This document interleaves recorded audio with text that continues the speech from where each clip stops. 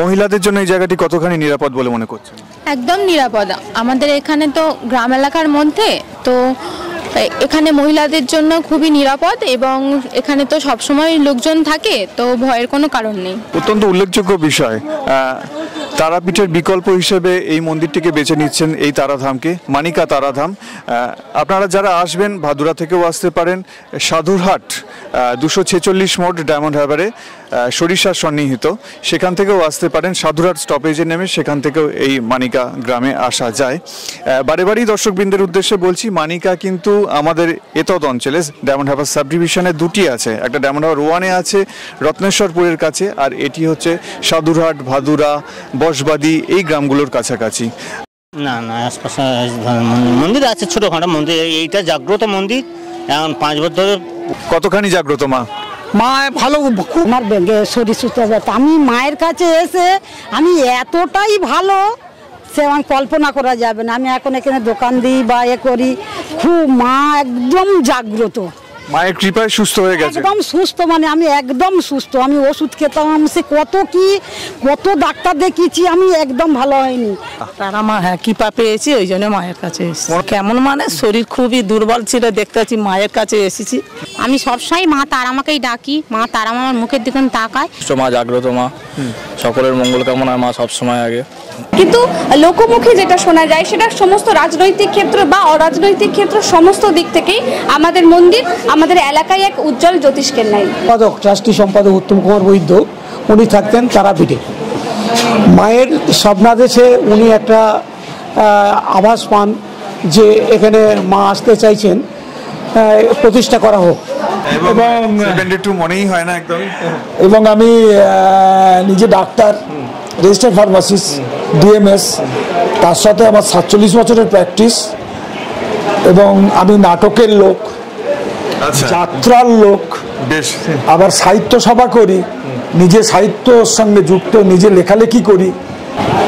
আমি রীতিমতো একজন অসুস্থ লোক, কিন্তু এখানে এলে সম্পূর্ণ সুস্থ হয়ে যাই। এটা একটা 3 বছরের অভিজ্ঞতা। মাননীয় উত্তম কুমার বৈদ্য মহাশয়, তার ওই বয়সের সাথে সাথে তিনি MSW পাস করেছেন, এবং তার সঙ্গে আমিও MSW পাস করেছি। এই সূত্রে তার আমার সঙ্গে সম্পর্ক শুরু।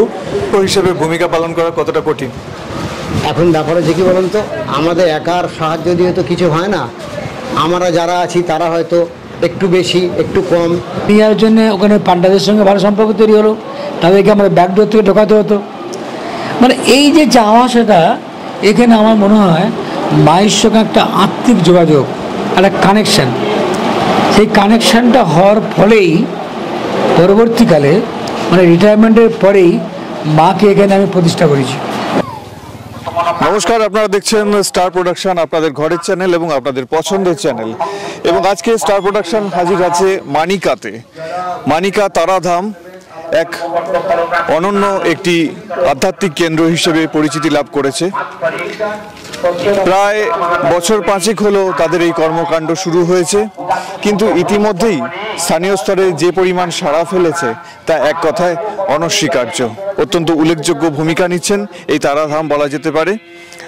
আজকে আমরা কৌশিকী অমাবস্যা উপলক্ষে হাজির হয়েছি মানিকাতে তারাধামে। কৌশিকী অমাবস্যা শক্তির উপাসক যারা, তাদের কাছে অত্যন্ত উল্লেখযোগ্য একটি বিষয় কৌশিকী অমাবস্যা।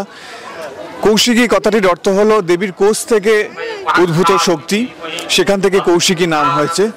এবং সেই কোষ থেকে উদ্ভূত যে শক্তি, সেই যে দেবী স্বরূপা, তিনি শুম্ভ নিশুম্ভকে বধ করেছিলেন আজকের দিনে।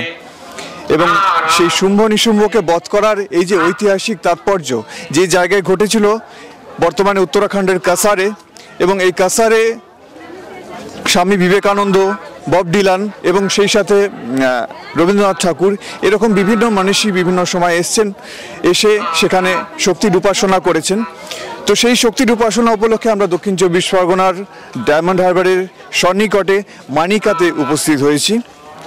যদিও মানিকা বলে আরেকটি গ্রাম আমাদের ডায়মন্ড হারবার 1-এ রত্নেশ্বরপুর বলে একটি জায়গা আছে, তার কাছাকাছি অবস্থিত। আজকে আমরা যে মানিকাতে উপস্থিত হয়েছি সেটি হচ্ছে সাধুরহাট যে আছে, সাধুরহাট জায়গার কাছাকাছি মানিকা, সেখানকার শক্তিধাম তারাধামে।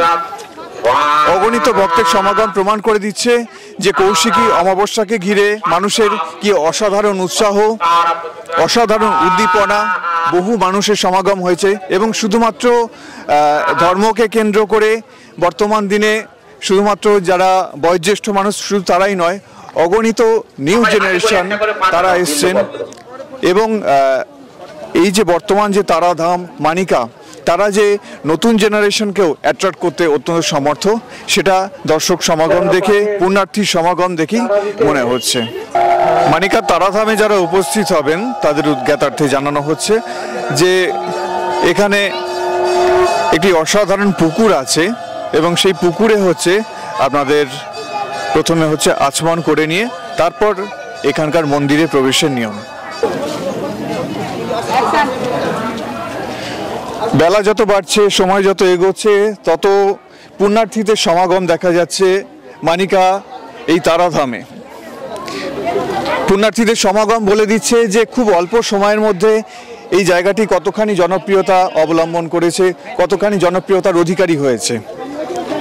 আপনারা দেখছেন এই মুহূর্তে আমরা আছি মানিকাতে তারাধামে এবং এখানকার যে সেবায়িত যারা আছেন তারা যে নিয়ম নিষ্ঠার সাথে এই কাজটি সমাপন করে চলেছেন, প্রতি মুহূর্তে সম্পাদন করে চলেছেন, তা এক কথায় বলতে গেলে আমরা আপ্লুত। কোনো ভাষাই বোধহয় যথেষ্ট নয় তাদের এই সিনসিয়ারিটির কাছে, তাদের এই কর্তব্যে অবিচল থাকার প্রতি। আমরা এই মুহূর্তে পেয়ে গেছি একজন পুণ্যার্থীকে। দাদা, আপনার নাম? দীপঙ্কর হালদার। কোথা থেকে আসছেন? ডায়মন্ড হারবার। কেন মানিকা তারাধাম? হ্যাঁ, মা আমাদের সবাই জগৎ জননী, মার প্রতি একটা ভালোবাসা, মার টানে এখানে এসেছি। মা সবাইকে ভালো রাখুক এই আশা নিয়ে এখানে এসেছি। কতদিন ধরে আসছেন? আমি এই প্রথম এলাম। কারা এসছে সাথে? হ্যাঁ, আমাদের আরো পাশের কলিগরা আছে, তারাই এসছে আমার সঙ্গে। আপনাকে ধন্যবাদ স্টার প্রোডাকশনের পক্ষ থেকে। সময় যত বাড়ছে পুণ্যার্থীদের ঢলও তত বাড়ছে, তাদের উৎসাহ বলে দিচ্ছে মানিকা তারাধাম যেটা, এই মন্দিরকে কেন্দ্র করে মানুষের কতখানি উৎসাহ। আপনি কোথা থেকে আসছেন? চন্না থেকে আসছি। চন্না থেকে আসছেন। আজকে কৌশিকী অমাবস্যা উপলক্ষে কেন আসা? মায়ের কৌশিকী অমাবস্যা এলে মায়ের অনেক আশীর্বাদ পাওয়া যায়, সেই জন্য এখানে এসেছি। চন্নাতেও তো আপনাদের বিশেষ একটি মন্দির আছে, হ্যাঁ, তারপরে আপনারা এখানে এসছেন। এই তারা মায়ের মন্দিরটা চারিদিকে নাম প্রচার হয়ে গেছে এবং খুব জাগ্রত হয়েছে, যার জন্য এখানে আসা। কেন মনে হয় এত নাম কিসের জন্য? মায়ের অনেক কিছু মানে রোগ শোক এবং মানুষের অনেক কিছু আশা পূর্ণ হয়েছে, তার জন্য নাম হয়ে যায়। আপনার নাম? শিবশঙ্কর প্রামাণিক। চন্না থেকে আসছেন? হ্যাঁ, চন্না। চন্নার যে গ্রামবাসী আপামর, তাদের উদ্দেশ্যে কি বলবেন এই মন্দির সম্পর্কে? মা যেন সবাইকে ভালো রাখে, এইটাই আমি কামনা করব। আপনাকে ধন্যবাদ স্টার প্রোডাকশনের পক্ষ থেকে। এমন সুন্দর মুহূর্ত আমি আশা করি কোনো জায়গায় পাবো কিনা জানি না, তবে এই মুহূর্তে এখানে খুবই আমার ভালো লাগছে।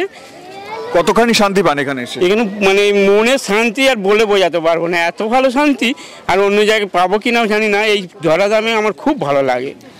আপনার নাম? সুশান্ত কুমার মণ্ডল। কোথা থেকে আসছেন? খর্জনওয়ালা থেকে আসছি।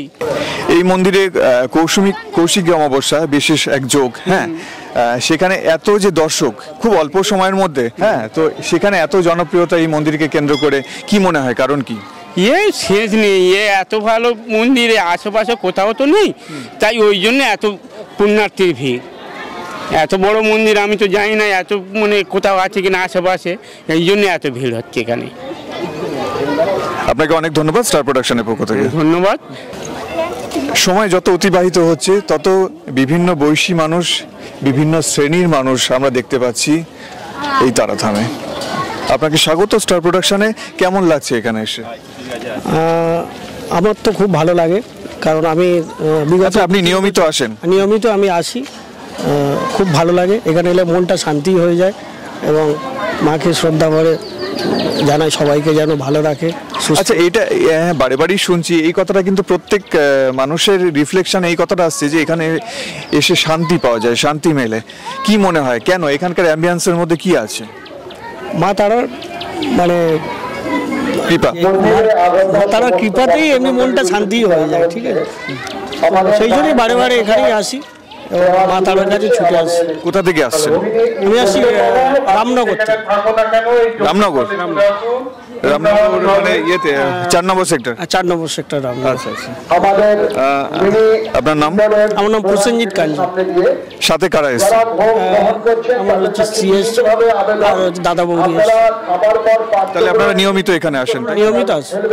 দর্শক যারা পুণ্যার্থী যারা, তাদের উদ্দেশ্যে কি বলবেন যারা এখনো এখানে আসেননি? আমি চাই সবাই এখানে বারে বারে আসুক এবং যারা এখনো পর্যন্ত আসেননি তারাও যেন সবাই মিলে আসে এখানে, এই জায়গাটাকে আরো মানে কৃপাময় করে তুলুক, এটাই আসে। আপনাকে অসংখ্য ধন্যবাদ স্টার প্রোডাকশনের পক্ষ থেকে। এই মুহূর্তে আমরা পেয়ে গেছি সুচরিতা ম্যামকে, যিনি আসছেন রামনগর থেকে। কতদিন ধরে আসছেন এখানে? প্রায় বিগত 2 বছর ধরে আসছি এখানে। 2 বছর ধরে আসছেন এবং নিরবিচ্ছিন্নভাবে আসছেন। কেমন লাগে এই জায়গাতে? লাগে তো খুবই ভালো। মা তারা স্থান মানে একটা তীর্থস্থান, মা তারার কাছে এলে তো সবাই শান্তি পায়, তাই ছুটে আসি। এখানে কয়েকজনের সাথে আমরা কথা বলছিলাম, বেশ কিছুক্ষণ হলো এসেছি, এবং সেখানে বারে বারে একটা কথা উঠে আসছিল যে এখানে এলে মনস্কামনা পূর্ণ হয়। সেই ব্যাপারে আপনার অভিজ্ঞতা কেমন? মনস্কামনা পূর্ণ হয় বলতে কি বললুন তো, ওইভাবে মনস্কামনা তো অবশ্যই পূর্ণ হয়, মায়ের কাছে চাওয়া মানে মা তো অবশ্যই দেবে। আর অ্যাকচুয়ালি মনস্কামনা পূর্ণ করার জন্য আসবেন না, আসবেন শান্তির জন্য। অসাধারণ লাগলো, অসাধারণ। সত্যিকারের মায়ের কাছে আসা মানে তো মা তো না চাইতে অনেক কিছু দেন, কিন্তু মায়ের কাছে সন্তান যখন আসবে তখন সেটা অবশ্যই ওনার কথাতে যেটা উঠে এলো, যে রিফ্লেকশন আমরা পেলাম, যে শান্তির জন্য এবং সেই সাথে পুণ্যের জন্য এবং সেই সাথে ভক্তির জন্য মায়ের কাছে আসা। আমি কি আপনার কথাটা ঠিক মতো বোঝাতে পেরেছি? অবশ্যই। আপনি ভালো থাকবেন এবং এই তারাধামে এসে আপনার জীবন শান্তিময় হয়ে উঠুক, এই প্রার্থনা জানাই স্টার প্রোডাকশনের পক্ষ থেকে। Thank you so much.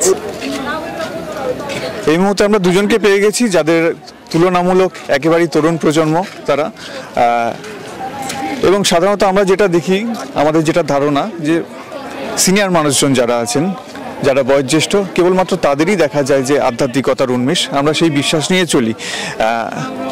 এত একটা তরুণ বয়স, ইয়াং এজ, ইয়াং চ্যাপ, আপনারা কিসের টানে এসছেন এখানে? আমরা বরাবরই এখানে আসি, আমরা লোকালি। কোথায় থাকেন? এই ভাদুরাতেই বাড়ি আমাদের। তো এই কৌশিকী অমাবস্যার পূর্ণ তিথিতে আমরা মায়ের কাছে, মায়ের স্মরণে এসেছি, যাতে মায়ের আরাধনায় আমরা ব্রতী হতে পারি। কতদিন ধরে আসছেন? এই বছর 5 বছর হলো মন্দিরটা উদ্বোধন হয়েছে, তো আমরা মানে 5 বছর ধরেই এখানে নিয়মিত আসি। কেমন লাগে এখানে এসে? আমাদের খুব ভালো লাগে এখানে এসে। আমরা আগে তারাপীঠে যেতাম, তো এখানে তারা মায়ের ভক্তিতে আমরা আসতে পেরে খুব খুশি, এবং তারাপীঠে যেতে পারি না, তার জন্য এখানে আমরা প্রতিনিয়ত আসি। চেষ্টা করি প্রত্যেক সপ্তাহে বা প্রত্যেক মাসে আসার। তো কৌশিকী অমাবস্যায় এসেছি মায়ের কাছে ভক্তিতে আরাধনা করার জন্য। অত্যন্ত উল্লেখযোগ্য বিষয়, তারাপীঠের বিকল্প হিসেবে এই মন্দিরটিকে বেছে নিচ্ছেন, এই তারাধামকে, মানিকা তারাধাম।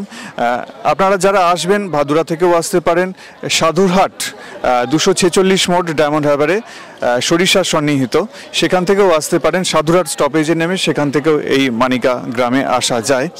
বারে বারেই দর্শকবৃন্দের উদ্দেশ্যে বলছি, মানিকা কিন্তু আমাদের এতদ অঞ্চলে ডায়মন্ড হারবার সাব ডিভিশনে 2টি আছে। একটা ডায়মন্ড হারবার 1-এ আছে রত্নেশ্বরপুরের কাছে, আর এটি হচ্ছে সাধুরহাট, ভাদুরা, বসবাদী, এই গ্রামগুলোর কাছাকাছি। তো এখানে বারে বারে যারা আসছেন পুণ্যার্থী, তাদের কাছ থেকে একটা কথা বারে বারেই রিফ্লেকশন হচ্ছে, সেটা হচ্ছে যে তারা এখানে এসে শান্তি পান। আপনাদের মনের অনুভূতি কেমন? হ্যাঁ, এখানে পরিবেশটা এমনই শান্তির মতোই, নিরিবিলি জায়গা, সেখানে আমরা মায়ের আরাধনার জন্য আসতে পারছি, ঠিক আছে, মনের ভাব প্রকাশ করতে পারছি মায়ের কাছে। তো সেটা আমাদের জন্য খুবই উল্লেখযোগ্য।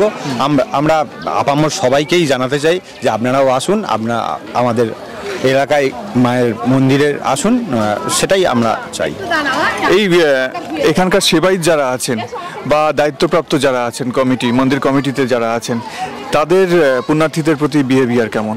হ্যাঁ, ওনাদের অবশ্যই ওনাদের ব্যবহার খুবই ভালো। ওনাদের আয়োজন বা গেস্টদেরকে আমন্ত্রণ করা একদিক থেকে মানে সার্বিক দিক থেকে দেখতে গেলে ওনাদের ব্যবহার খুবই ভালো। মহিলাদের জন্য এই জায়গাটি কতখানি নিরাপদ বলে মনে করছেন? একদম নিরাপদ। আমাদের এখানে তো গ্রাম এলাকার মধ্যে, তো এখানে মহিলাদের জন্য খুবই নিরাপদ এবং এখানে তো সবসময় লোকজন থাকে, তো ভয়ের কোনো কারণ নেই।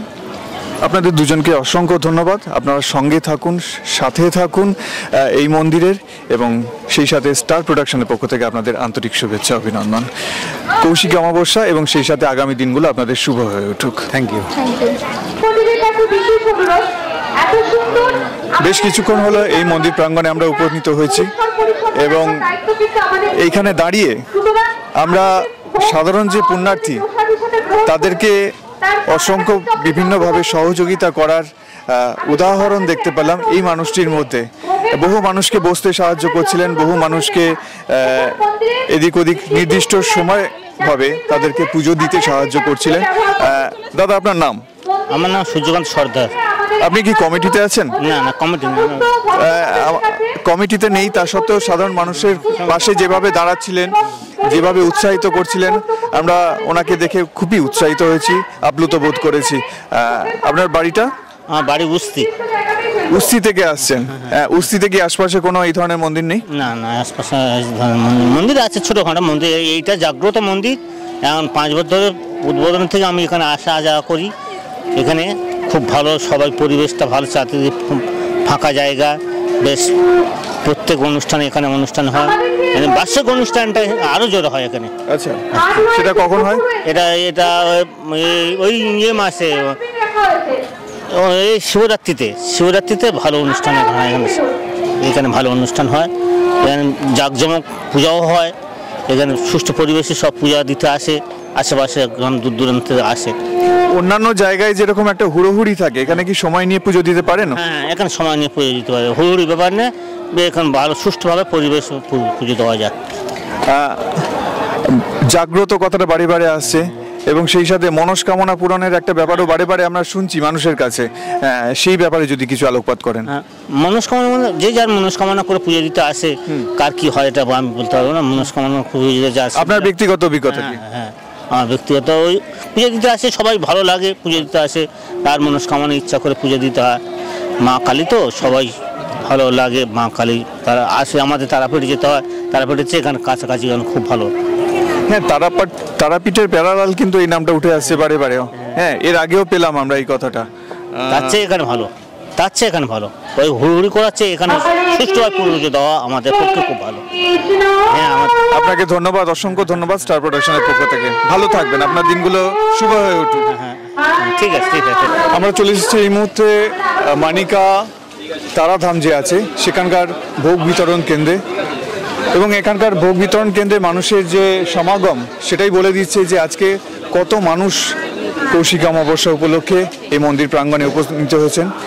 এবং সেই সাথে এই যে ভোগ বিতরণ কেন্দ্র এবং ভোগ বিতরণ কেন্দ্রে মানুষের যে উপস্থিতি, কোথাও এতটুকু কিন্তু কোনো ডিস্টার্বের কোনো ব্যাপার নেই। অত্যন্ত সুশৃঙ্খলভাবে সবাই ভোগ গ্রহণ করছেন এবং অত্যন্ত আনন্দের সাথে তারা সেই ভোগ খাচ্ছেন। এটা দেখে আমরা অত্যন্ত আপ্লুত বোধ করছি। বাকি যারা দর্শক এখনো অবধি আসেননি তাদের উদ্দেশ্যে এটাই বলবো, পুণ্যার্থীদের উদ্দেশ্যে এটাই বলবো, আগামী পুণ্যার্থী যারা আসবেন এখানে এই শক্তিপীঠ, শক্তিধাম, এই যে তারাধাম, এখানে আপনারা সবাই আসুন। এবং এখানকার যারা এসছেন এখানে তারা বারে বারেই তাদের কথার মধ্যে একটা জিনিস রিফ্লেক্টেড হচ্ছে, সেটা হচ্ছে তারা এখানে এসে শান্তির খোঁজে আসছেন। কোথাও এতটুকু হুড়োহুড়ি নেই, তারা খুশি মনে পুজো দিতে পারেন। তো কাজেই আপনারাও আসুন যারা এখনো এসে উপনীত হননি। জায়গাটি মানিকা সাধুরহাটের কাছাকাছি। বিশেষ এখানে উৎসব হয়, উৎসব এখানে লেগেই থাকে এবং শিবরাত্রির সময়তে এখানে সবথেকে বড় উৎসব হয়। প্রায় বছর 5 হয়ে গেল এই মন্দিরটি, কিন্তু 5 বছর সময়টি কিন্তু খুব বিশেষ উল্লেখযোগ্য নয়, 5 বছরকে কেন্দ্র করে প্রায় তারা 50 বছরের কাজ করে ফেলেছেন। এই মুহূর্তে যে বিল্ডিংটি পেছনে দেখছেন, এটিকে পরবর্তীকালে ওনারা স্টেডিয়ামে পরিণত করতে চলেছেন। এইরকমভাবে অসংখ্য কাজ আগামী দিনে এই মন্দিরকে কেন্দ্র করে তৈরি হবে। আমরা সেই অপেক্ষায় থাকবো, দেখব মন্দির কমিটি কি আগামী দিনে চমক নিয়ে আসেন। মানিকা তারাধাম, সেখানে আমরা উপনীত হয়েছি। এই মুহূর্তে আমার কাছে একটি ছোট্ট বোন আমার পাশে এই মুহূর্তে আছে। তোমার নাম? দৃশা মণ্ডল। দৃশা, কোথা থেকে আসছো? দিগেশ্বর। কতদিন ধরে আসছো এখানে? প্রায় অনেক দিন হলো। অনেক দিন হয়ে গেছে। এখানে কি উৎসব হয় জানো? কখন এখানে বড় উৎসব হয়? এই এখন কৌশিকী অমাবস্যায় হয়, তাছাড়া শিবরাত্রিতে হয়। কোন কিসে পড়ো? ক্লাস 8। এখানে কি জন্য এসছো? এখানে কৌশিকী অমাবস্যা উপলক্ষে একটা বড় অনুষ্ঠান হয়, তাই এসছি এখানে। কৌশিকী অমাবস্যায় কেন? কৌশিকী অমাবস্যা শুধু না, নানা ধরনের অনুষ্ঠান হয়, যেমন শিবরাত্রিতে 1 সপ্তাহ ধরে অনুষ্ঠান হয়, বিভিন্ন সাংস্কৃতিক অনুষ্ঠান হয়, তাছাড়া এখানের প্রতিষ্ঠা দিবসেও অনেক কিছু হয়। এখানে এসে কেমন লাগছে? খুবই ভালো লাগছে। এখানে মায়ের পূজা, বাবার পূজা, এগুলো দেখতে আমার খুবই ভালো লাগে। সাথে কারা আসছেন? সাথে আমার ঠাম্মি এসছে, বড় মা এসছে। কতদিন ধরে আসছো? অনেক দিন হয়ে গেছে আসছে, অনেক দিন আগেকার এই মন্দির, এটা প্রায় 5 বছর আগেকার, তখন থেকেই আসছে এখানে। এই তারাধামকে কেন্দ্র করে বছরে বিভিন্ন সময়ে বিভিন্ন উৎসব লেগে থাকে। তো সেই উৎসবকে কেন্দ্র করে আমাদের আশপাশে বিভিন্ন বিপণী আমরা দেখতে পাচ্ছি। এই মুহূর্তে একজন দাদাকে পেয়ে গেছি। দাদা, আপনার নাম? দুধ কুমার গায়েন। কোথা থেকে আসছেন? হাজিরহাট। এখানে কতদিন আছেন? 6 বছর। দর্শক সমাগম বা পুণ্যার্থীদের কেমন ঢল দেখতে পান? লোকজন মোটামুটি ভালোই হয়। আপনার বেচা কেনা? দুজন থাকি, মোটামুটি 400-500 টাকা করে হয় প্রতিদিন। প্রতিদিন 400-500 টাকা। এবং মানিকা, এই জায়গাটি কিন্তু আমাদের ডায়মন্ড হারবারের যে সাধুরহাট যে স্টপেজ, সেখান থেকে বেশ কিছুটা ভেতরে, ইন্টেরিয়ার বলা যেতে পারে। সেখানে প্রতিদিন 400-500 টাকার বিক্রি কিন্তু সেই হিসেবে যথেষ্টই বলা যেতে পারে। একেবারে খুব প্রমিনেন্ট লোকেশন এটা নয়, কিন্তু তা সত্ত্বেও এই যে চিত্র, সেটা মায়ের কৃপা ছাড়া অন্য কিছু আমরা বলবো কিভাবে? আপনি কি বলেন? অবশ্যই ভালো, ভালো বেচাকেনাও আছে, লোকজনের সমাগম আছে, সব কিছুই ভালো আছে। এখানকার এই মন্দির, আপনি স্থানীয় মানুষ হিসেবে অন্যান্য আশপাশের যেসব মানুষজন আছেন এলাকার, যারা এখনো এই মন্দিরে এসে পৌঁছাননি, তাদের উদ্দেশ্যে কি বলবেন? ওরা বৈকালে ঘুরতে বেরোয়, রেগুলার আরতি হয়, পূজা হয়, সব কিছু হয়, লোকজন আসা যাওয়া করে, মোটামুটি খারাপ নয়, খুব ভালো হয়। এই মন্দির কতখানি জাগ্রত? খুব ভালো, খুব জাগ্রত আছে, ভালো আছে। মার মন্দিরও ভালো, সব কিছুই ভালো আছে, কোনো অসুবিধা হয় না। মা আমাদের দেখে, আমরা মায়ের ভরসায় আমাদের এখানে দোকান। বেশ, আপনার আগামী দিনগুলো অত্যন্ত সুন্দর কাটুক, আরও সমৃদ্ধশালী হয়ে উঠুক মায়ের কৃপায়, এই প্রার্থনা রাখি স্টার প্রোডাকশনের পক্ষ থেকে। আমি গ্রাম জিয়ঞ্জ, ভিলেজ জিয়ঞ্চ থেকে আমরা এই মুহূর্তে আজকের দিনে অন্তত প্রথম কাউকে পেলাম যিনি জিয়ঞ্চ থেকে আসছেন। কতদিন আসছেন? আমি বিকেলে করে আমি ডেলি আসি, মানে আমার ওই শরীর জন্য হাঁটা চলা করার জন্য আমি ডেলি আসি এখানে। শরীরের জন্য তো হাঁটা চলা, আর মনের জন্য? মনের জন্য আমি ঠাকুরের কাছে আসছি, মানে মনের জন্যই আমি আসছি। আমি ঠাকুরকে আমাকে নিয়ে আসছে, তো আমাকে এখানে পর্যন্ত নিয়ে আসছে। আমার গ্রাম থেকে আমার গ্রাম এই পর্যন্ত আমার প্রায় আধ ঘন্টা হাঁটতে হচ্ছে। হ্যাঁ, অনেকটাই তো। হ্যাঁ, আপনি হেঁটে আসেন? হ্যাঁ, হেঁটে আসি, প্রত্যেক দিন হেঁটে আসি, হেঁটে চলে যাই। মায়ের কৃপাতে শরীর মন দুটোই চাঙ্গা? শরীর মোটামুটি চাঙ্গা আছে এখন পর্যন্ত। না চাঙ্গা থাকলে এখানে আসবো কি করে? একদম একদম। নিয়ে এসছে এখানে। কতখানি জাগ্রত মা? মা ভালো, খুব ভালো জাগ্রত, আমার কাছে খুব ভালো জাগ্রত। আপনি ফল পেয়েছেন? আমি ফল পেয়েছি। বেশ, আগামী দিনে আরো দূর দূর জায়গা থেকে আমরা যখন বিভিন্ন পুণ্যার্থীদের সাথে কথা বলছিলাম, তারা বলছিল যে তারাপীঠের বদলে আমরা এখানে আসি। তো তারাপীঠের একেবারে প্যারালাল বলতে গেলে এই নামটি উঠে আসছে। এই জায়গাটি কতখানি তাৎপর্যপূর্ণ বলে মনে করেন আপনি? এটা সব কিছু বেশ কিছুদিন হয়েছে, তো এটা তারাপীঠের মতন এত হয়নি, পরে হয়ে যাবে। এই জায়গাটা তারাপীঠের মতন হয়ে যাবে, এখানে দর্শক যেটা বলছেন, পুণ্যার্থীরা তাদের কথাতে যেটা প্রকাশ পাচ্ছে যে সেই রকম তথাকথিত বিখ্যাত মন্দিরে আমরা সুযোগ পাই না, দাঁড়ানোর সুযোগ পাই না, শান্তিতে পুজো দিতে পারি না। এখানে তারা সেটা পাচ্ছেন বলে বলছেন। হ্যাঁ, এখানে সেটা পাচ্ছি। এখানে ভিড়টা কম হচ্ছে, একটু ভিড় কম হচ্ছে। তারাপীঠে যেমন ভিড়টা বেশি হচ্ছে, এখানে ভিড়টা কম হচ্ছে, শান্তিতে পুজো দিতে পারছে। দর্শকদের উদ্দেশ্যে কি বলবেন এই মন্দির সম্পর্কে? দর্শক আরও আসুক, আরও উন্নতি হোক, আরও এইটাই আমরা চাইছি। আমরাও তো চাইছি এইটাই ভালো, তারাপীঠের মতন উন্নতি হয়ে যাক। আরও লোকজন আসলে বসতি বাড়লে তো অবশ্যই তো হবে, উন্নতি হবে।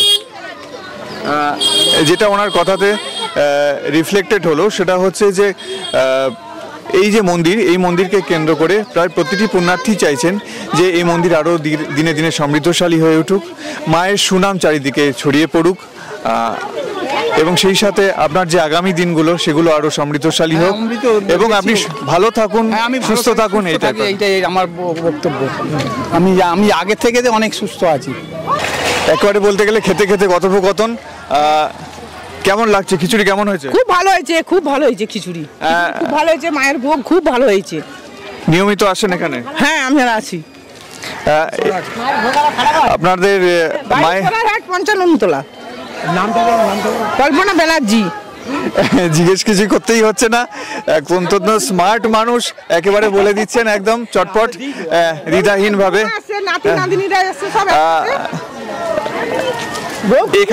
এখানে যতদিন ধরে আসছেন, কি কি উৎসব হয় এখানে? এখানে এই তো ওই শিব মন্দিরে শিবের পুজো হয়, তারা মন্দিরের অনুষ্ঠান হয়, যখনই যে অনুষ্ঠান হয় এখানে আসি আমরা।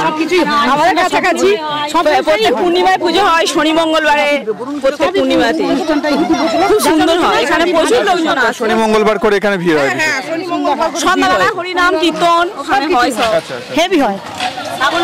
শ্রাবণ মাসে হ্যাঁ, শ্রাবণ মাসে আমরা জল ঢালতে এসেছিলাম তো এখানে। শ্রাবণ মাসে প্রতি সোমবারেই পুজো হয়, প্রতি সোমবারেই পুজো হয় শ্রাবণ মাসে, প্রতি সোমবার। ঠাকুরের তারা মায়ের একটা কথা কিন্তু বারে বারেই বলতে হচ্ছে যে এখানে মায়ের মন্দিরে প্রবেশ করার পর যখন বেরিয়ে আসছেন পুণ্যার্থীরা, তাদের মধ্যে কিন্তু একটা আলাদা এনার্জি কাজ করছে।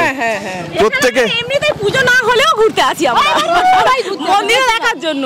চলো হঠাৎ মানে কুটুম কেউ এলেই সঙ্গে সঙ্গে তাদের নিয়ে চলে আসি, চলো তারা মন্দিরে ঘুরে আসি, ঘুরতে চলে আসি। খুব ভালো লাগে এখানে বিকেল বেলা তো, এখানের পরিবেশটা খুব সুন্দর। আর দোকানদানি বসে, অনেক কিছু হয় এখানে, অনুষ্ঠান খুব ভালো হয়।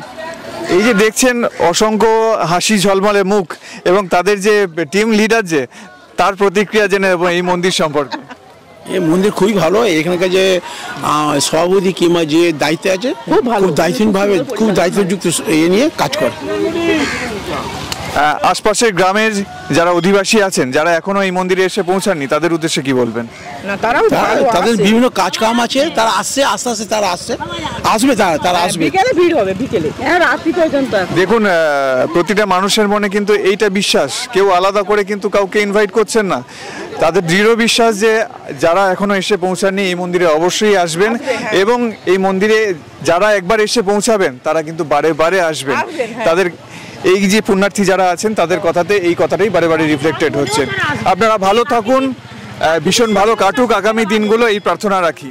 এখানে এমনি তো মেলাও বসে, এমনি প্রচুর মেলা আছে। দোকান না, আমি এসেছি আমি 12টার সময়, আর আমার উদ্দেশ্য এই দোকানটা দেওয়ার এটা না, মার কাছে আসা। আমার কাছে প্রচুর পরিশ্রম, মানে ইয়ে করে আমার খুব অসুস্থ হয়ে গিয়েছিলাম, যেতে এই মার কাছে এসে আমি শুধু এমনি প্রতিদিনই আসতাম। তারপরে একদিন আমার ছেলে বলে, মা তুমি এমনি যাও কেন, তুমি একটা যাও কিছু নিয়ে গিয়ে বসলে, বাড়ির মানে আছে বৌমা আছে, কি মনে করবে না করবে, তুমি গিয়ে দোকান নিয়ে একটু বসে থাকবে, তোমার শরীর সুস্থ হবে। আমি মায়ের কাছে এসে আমি এতটাই ভালো, সে আমার কল্পনা করা যাবে না। আমি এখন এখানে দোকান দিই বা করি, খুব মা একদম জাগ্রত, মায়ের কৃপায় সুস্থ হয়ে গেছে, একদম সুস্থ, মানে আমি একদম সুস্থ। আমি ওষুধ খেতাম, সে কত ডাক্তার দেখিয়েছি, আমি একদম ভালো হয়নি। তাই এখানে এসে ব্যায়াম হয়, সকালবেলা করে ব্যায়াম হয়।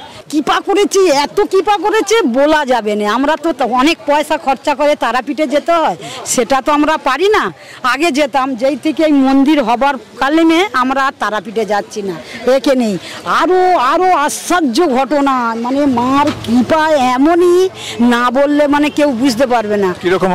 হ্যাঁ বলছি, এইটা আমার দেওরের কাছে একটা চাবি থাকতো, আর একটা মানে যে মায়ের ভোগ করতো তার কাছে একটা চাবি থাকে।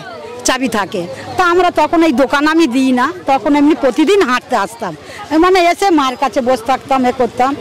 তা এবারে অনেক যাত্রী এসছে মাকে দর্শন করবে বলে, তা দরজা চাবি দেওয়া, আমার দেওরের কাছে চাবি আছে, আর সেই যে ভোগ করে তার কাছে চাবি। তা সে মা দরজা খুলতে পারছে না, এবার অনেক যাত্রী রয়েছে।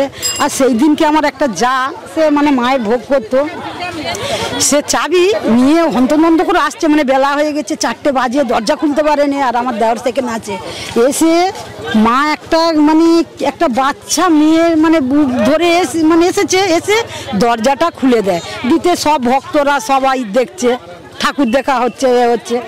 তারপরে এসে সে ছুটে এসে বলে কে দরজা খুললো, আমার কাছে তো চাবি, দরজাটা খুললো কে? অনেকে বলছে কেন, একটা বাচ্চা মেয়ে খুলে দিল তো, একটা বাচ্চা মেয়ে খুলে দিল তো। তখন সঙ্গে সঙ্গে এখন যখন ফোন করতে বলে, তখনই মা মানে বুঝতে পারা যায় না, তখনই মার কাছে খুব সবাই কাঁদতেছে, করতেছে যে মা তুই বাচ্চা রূপ ধরে এসে দরজা খুলে দিলি। সবাই মানে করছে। কতদিন আগের ঘটনা এইটা? এই বছর 2 আগে, বছর 2 আগের ঘটনা, 2 বছর আগের ঘটনা। তা মা সত্যি জাগ্রত, যা মনস্কামনা পূর্ণ মানে চায় পূর্ণ হয়। আপনি তখন ছিলেন নাকি এখানে? হ্যাঁ, আমি প্রতিদিনই আসি, আমি প্রত্যেক দিন আসি। হ্যাঁ, বাচ্চা মেয়েটাকে আমরা অনুভব করতে পারিনি, সত্যিকারে খুলেছে যে একটা কেউ হতেই পারে, যে তারপরে যে মিলিয়ে গেল বা দেখতে পেলাম না, সেইটাই আশ্চর্য। ওইটা তখন আমরা দেখেন প্রতিদিন আসি, একদিন যদি আমার এখানে আসা বন্ধ যায়, সেই দিন আমার শরীর খারাপ লাগে, আমার মন মেজাজ ভালো থাকে না, সেই মানে যেন কেমন হচ্ছে। এখানে এলে আমি একদম সুস্থ, এখানে মার কাছে এলে আমি সুস্থ। বেশ, আপনি ভালো থাকুন, আগামী দিনগুলো সুন্দর কাটুক, এই প্রার্থনা জানাই। মানিকার যে জায়গাটায় তারা মায়ের মন্দির, সেই জায়গাতে একমাত্র স্থায়ী দোকান যেটা পার্শ্ববর্তী, সেই দোকানের যিনি কর্ণধার প্রকাশবাবু, মাননীয় প্রকাশবাবু, ওনাকে পেয়ে গেছি আমরা এই মুহূর্তে। আপনার দোকান কতদিনের? আমার মন্দিরে প্রথম থেকেই এই দোকান করা, আগে হচ্ছে এমনি এতে ছিল, এমনি চালা মতন করা, এখন নতুন করে করা হয়েছে।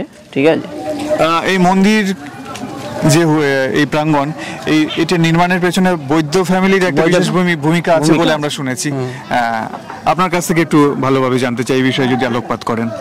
বৈদ্য ফ্যামিলি বলতে আমাদের এটা পুরোটা বৈদ্য ফ্যামিলি। ঠিক আছে, সবাই মিলে মোটামুটি বৈদ্যই ফ্যামিলি। ঠিক আছে, এটা সবাই মিলে হচ্ছে করেছে, যে সাহায্য করেছে। মেন হচ্ছে কর্মরত হচ্ছে আমাদের হচ্ছে উত্তম বৈদ্য, উনি হচ্ছে সব করে দিয়েছে, ব্যবস্থাপনা। আচ্ছা, কতখানি জাগ্রত মা? জাগ্রত মাকে যা বলা যাবে, প্রচুর লোক আসে, সমাগম হয় এখানে, প্রচুর হচ্ছে দর্শনার্থী আসে, শনি মঙ্গলবার তো বেশিই আসে। আর এমনি তো তারা মা হচ্ছে ভক্ত যারা, তো সবসময়ই আসে। মায়ের কৃপা বোধহয় একেই বলে।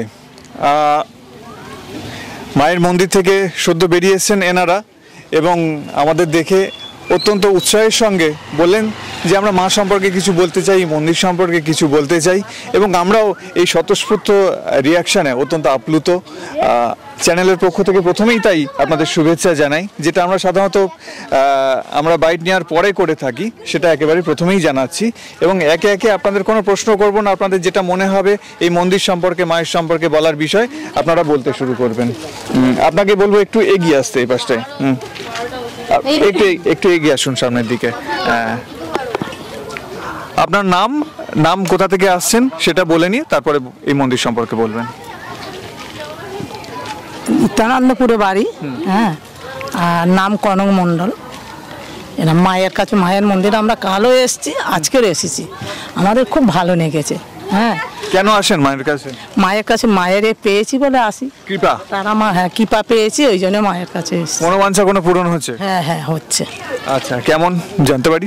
কেমন মানে শরীর খুবই দুর্বল ছিল, দেখতে পাচ্ছি, মায়ের কাছে এসেছি, সত্যি খুবই শরীর খারাপ ছিল, মায়ের কৃপায় ঠিক বলি না, চলো সব মন্দিরে যাবো, ওই বৌমাদের ডেকে নিয়ে এসেছি মন্দিরে।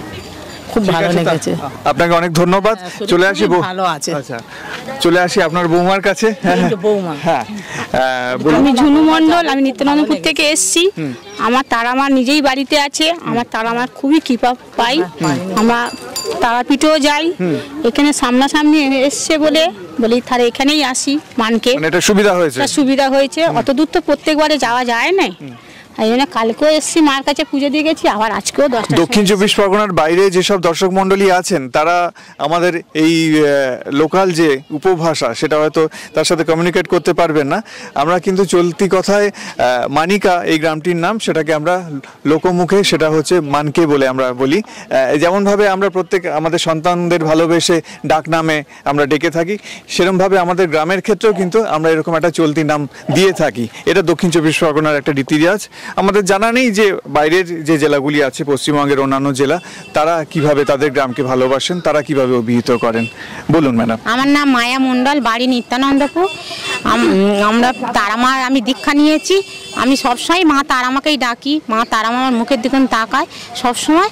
আর আমি সবসময় মা তারামাকেই বলি, মা গো আমরা সবাই ভালো যেন থাকি, ওই জন্যই আমরা এদিকেই চলে আসি। একটু বিশেষ কথা পাওয়া গেল উল্লেখযোগ্য, এটা কিন্তু এর আগে ইতিপূর্বে আমরা পাইনি। এখানে তার মানে দীক্ষাও প্রদান করা হয়, তাই? হ্যাঁ হ্যাঁ, আমরা দীক্ষা নিয়েছি, ওই জন্য অমাবস্যা করি, তার আমার অমাবস্যা করি, প্রত্যেক মাসেই করি। আমরা অমাবস্যায় আসি, আমরা দীক্ষিত। মা তারামা ডাকলেই ঠিক মা ডাক শোনা দেয়। আচ্ছা, আপনিও দীক্ষিত তাই তো? হ্যাঁ। কোথা থেকে আসছেন? আমাদের বাড়ি আবাসবেড়িয়া। হ্যাঁ, এই মানিকায় আসি মা তারামার কাছে, খুব ভালো। আচ্ছা, হ্যাঁ, ওই আমার নাতি নিয়ে আইসি, খুব ভালো হয়েছে আমাদের। কতখানি শান্তি পান এখানে এসে? খুব ভালো শান্তি পাই, এখানে এলে শুন শান্তি পাই, ঘরের কথা সব ভুলেই যায়, মা শুধু ডাকে আমাদেরকে, খুব ভালো। বেশ, আপনারা শুভেচ্ছা রইল আমাদের চ্যানেলের পক্ষ থেকে। আপনাদের আগামী দিনগুলো সুন্দর হোক এই প্রার্থনা জানাই মায়ের কৃপায়। ভালো হয়েছে। এদিকেই যেন মনে হচ্ছে টানে, কোনো জায়গায় গেলেই মনে হচ্ছে মানিকার দিকে চলেই আসি। তারপর চলতে চলতে এক নদীর সাথে দেখা। নদীর মতোই বলতে গেলে আমাদের জীবন নিরবিচ্ছিন্ন, এবং সেই নিরবিচ্ছিন্ন জীবনের মধ্যে যখন যখন আমরা ভক্তিরসে আপ্লুত হই, সেখানে যখন কোনো তরুণ প্রজন্মের উপস্থিতি আমাদের চোখে পড়ে, আপ্লুত না হয়ে পারি না। আমার কাছে এই মুহূর্তে পাশে যিনি আছেন, ভাই আপনার নাম? আমি সৌভিক সিংহ রায়। সৌভিক সিংহ রায়, সিংহ রায় ফ্যামিলি, মানে বুঝতেই পারছেন একেবারে জমিদারি ফ্যামিলি। এবং সিংহ রায়দের আর একটা বৈশিষ্ট্য হচ্ছে তাদের প্রত্যেকের কম বেশি কিন্তু মানে চেহারা অত্যন্ত সুন্দর হয়। তো আপনারা কতদিন আছেন? আমরা চাঁদা পূর্ব বংশ পরম্পরায়, জমিদারি ছিল আমাদের ঠাকুরদার দাদু তখন থেকে। প্রায় আসেন এখানে? মন্দিরের সঙ্গে যুক্ত আমরা সবাই, ফ্যামিলি সমেত সবাই যুক্ত আমরা। এমনি কালকে পুজো থেকে আমরা সকলেই সবসময় আছি মায়ের আরাধনায়। প্রসঙ্গত উল্লেখ্য, যতটুকু আমার সন্ধানে আছে, সিংহ রায় কিন্তু এনারা কিন্তু অরিজিনটা হচ্ছে রাজস্থান, রাজপুত ওনারা। তো যাই হোক, জমিদারি এনাদের রক্তে। তো চাঁদা এখানকার একটি অত্যন্ত বর্ধিষ্ণু জনপদ, সেখানকার জমিদার বংশের ছেলে আমরা পাচ্ছি, তার সাথে সাক্ষাৎকার নিচ্ছি এই মুহূর্তে। মায়ের কথা বাড়ি বাড়ি আসছে এবং পুণ্যার্থীরা বলছেন যে খুব জাগ্রত মা। অবশ্যই, আমরা বিগত অনেক বছর ধরেই আসছি এখানে মায়ের কাছে, মায়ের আরাধনা করছি, যথেষ্ট মা জাগ্রত মা, সকলের মঙ্গল কামনায় মা সবসময় আগে। ভালো লাগে আমাদের আসতে, এখানে যা পরিবেশ আর যেমন মন্দির কর্তৃপক্ষ যতটা যত্ন করে রাখে, আমাদের খুব ভালো লাগে সবাই। এখানকার যে আশপাশের যে প্রাকৃতিক যে পরিবেশ, সেটাও কারুর কথাতে উঠে এসেছে যে তার জন্য সেই টানেও কিন্তু অনেকে আসে। অবশ্যই অবশ্যই অবশ্যই। এখানকার ডায়মন্ড হারবার সাব ডিভিশন বা অন্যান্য জায়গার মানুষজন কি কারণে এই মন্দিরে আসবেন, যদি একটু এই বিষয়ে আলোকপাত করেন। দেখুন, ব্যাপারটা হচ্ছে মন্দির মায়ের সব জায়গায় মন্দির আছে, কিন্তু একটা ব্যাপার যে এখানে যে একটা গ্রাম্য পরিবেশ সৃষ্টি হয়েছে আমাদের এখানে, এটাই সবাইকে আকৃষ্ট করে। আর সব থেকে বড় কথা, এখানে যে নদীমাতৃক একটা কেন্দ্র করে উঠেছে, ফলতা নদী, ডায়মন্ড নদী, যারা বাইরে থেকে আসছে তাদের একটা ঘোরারও জায়গা হয়ে যাচ্ছে, এটার জন্যই ভালো লাগে এখানে। বেশ, আপনার আগামী দিনগুলো অত্যন্ত সুন্দর কাটুক, এবং আমাদের চ্যানেলে আপনার এই সাক্ষাৎকার পর্বটি দেওয়ার জন্য সেই জন্য আপনাকে আন্তরিক শুভেচ্ছা জানাই। ধন্যবাদ। চ্যানেলের হয়ে কাজ করতে এসে মানিকাতে যখন প্রথম আসি, যে মানুষটার সাথে সবার আগে যোগাযোগ হয়েছে এবং মন্দির সম্পর্কে বিভিন্ন আমাদের ইনফরমেশন দিয়ে যিনি প্রথম থেকে অত্যন্ত সাহায্য করেছেন সেই মানুষটি এই মুহূর্তে আমাদের পাশে। আপনার নাম? কাঞ্চন বৈদ্য। বৈদ্য ফ্যামিলি, পুনরায় বৈদ্য ফ্যামিলি, এবং এই মন্দিরের সাথে বৈদ্য ফ্যামিলি মানে অবিচ্ছেদ্য অঙ্গ, জড়িত অবিচ্ছেদ্য ভূমিকা। সব পূজা খুব ভালো করেই হয়, ছোট গ্রাম হোক তবে সব দিক দিয়েই উন্নত, পূজা পার্বণ সব দিক দিয়েই খুব সুবিধা, মানে এলে যে আছে বলে খুব সুবিধা, খুব ভালো। কেন আসবেন এই মন্দিরে অন্যান্য বাইরে থেকে মানুষজন? না, এখানে খুব ভালো পরিষেবা হয়, ঠাকুরের লোকজনেরও ভালো মানে হয়, আসা যাওয়া করে খুব ভালো, মানে যত্ন খাতির যাই হোক না কেন খুব ভালো করেই হয়, যে আসে এখানেই বলে ছোট গ্রাম হোক খুবই ভালো, খুবই ভালো লাগে। বেশ, মানে খাবার নিয়ে দাঁড়িয়ে আছেন, অপেক্ষা করছেন, অনেকক্ষণ বেরিয়েছেন, বেশিক্ষণ সময় নেব না। আপনাকে ধন্যবাদ, আগামী দিনগুলো ভালো কাটুক, মায়ের কৃপায় শুভেচ্ছা আমাদের চ্যানেলের পক্ষ থেকে। আপনারাও ভালো থাকবেন, সুস্থ থাকবেন, ভালো মায়ের আশীর্বাদ, ভালো থাকবেন। আমাদের একটি দেহের মূল চালিকা শক্তি হচ্ছে মস্তিষ্ক, এবং কোষ যে আছে কোষের মূল নিয়ন্ত্রণ থাকে নিউক্লিয়াসে। ঠিক একইভাবে মানিকা তারাধামের মূল যে চালিকা শক্তি, যেখান থেকে সব কিছু তাদের সুশৃঙ্খলভাবে নিয়ন্ত্রিত হয়, তাদের যে অফিস, সেইখানে আমরা বসে আছি। এবং এই মুহূর্তে আমার পাশে যিনি বসে আছেন, আপনার নাম? নমস্কার, আমার নাম শ্রাবণী হালদার। শ্রাবণী দেবী, আপনাকে স্বাগত স্টার প্রোডাকশনে। কতদিন ধরে এখানে এই মন্দিরের সাথে যুক্ত? যদি সাংবিধানিকভাবে বলতে হয় তাহলে 6 মাস, এবং যদি অলিখিতভাবে বলতে হয় তাহলে বহুদিন ধরে এই মন্দির বা এই প্রতিষ্ঠানের সাথে যুক্ত রয়েছে। সত্যিকারে বলতে গেলে, বাইট নিতে গেলে, সাক্ষাৎকার পর্ব নিতে গেলে কখনো কখনো মনের মধ্যে একটা অদ্ভুত প্রশান্তি আসে, অদ্ভুত ভালো লাগা তৈরি হয়। তো ওনার বাচিক শক্তি যেটা, সেটা এতটা শক্তিশালী, মায়ের কৃপা, এবং সেই সাথে উনি ঘোষণার দায়িত্বে থাকেন এই মন্দিরের। তো আপনি এই মন্দিরে যে যতদিন ধরে কাজ করছেন, সাংবাদিকভাবেই হোক বা যেভাবেই হোক না কেন, আপনি এখানকার যে পরিবেশ, সেই পরিবেশ সম্পর্কে আপনার মতামত কি? আমি যদি এখন বলি, একটা বাংলায় প্রবাদ রয়েছে যে সব মানুষ বলতে চায় যে নিজের গুড়টাই মিষ্টি, কিন্তু সেটা তো বলবো না। আমার এই মন্দির প্রাঙ্গণে এসে সাধারণ মানুষ যেটা বলবে, জনতা যেটা বলবে, সেটাই তো সার্বকরী, অর্থাৎ লোকে যারা ভালো বলে সেই ভালো হয়। আমি তো আমার প্রতিষ্ঠানকে ভালো বলবো, আমি আমার প্রতিষ্ঠানকে সবসময় চিরকালই এগিয়ে রাখার চেষ্টা করেছি এবং করব। কিন্তু লোকমুখে যেটা শোনা যায়, সেটা সমস্ত রাজনৈতিক ক্ষেত্র বা অরাজনৈতিক ক্ষেত্র সমস্ত দিক থেকেই আমাদের মন্দির আমাদের এলাকায় এক উজ্জ্বল জ্যোতিষ্কের নাই। অনেকে তারাপীঠের পাশাপাশি এই মন্দিরের কথা বলছে আমরা তারাপীঠের বদলে এই জায়গাটা পেয়ে গেছি। মানে কতখানি দেখেন এই ব্যাপারটাকে, মানুষের মনে বিশ্বাস, একেবারে প্যারালাল ভাবে দেখছেন এই জায়গাটাকে? একদমই তাই, সবকিছুই এক এবং অদ্বিতীয়র বিশ্বাসী, তাই তো? সুতরাং আমরা যারা তারাপীঠ অর্থাৎ বীরভূমে পৌঁছতে পারছি না, তারা আমরা কোথায় গিয়ে পৌঁছবো? আমরা যারা যেতে পারলাম না তারা মায়ের কাছে, তারা মায়ের তো বিভিন্ন রূপ, এক রূপে তিনি কখনো দশভুজা, কখনো তিনি মহামা, কখনো তিনি কৌশিকী।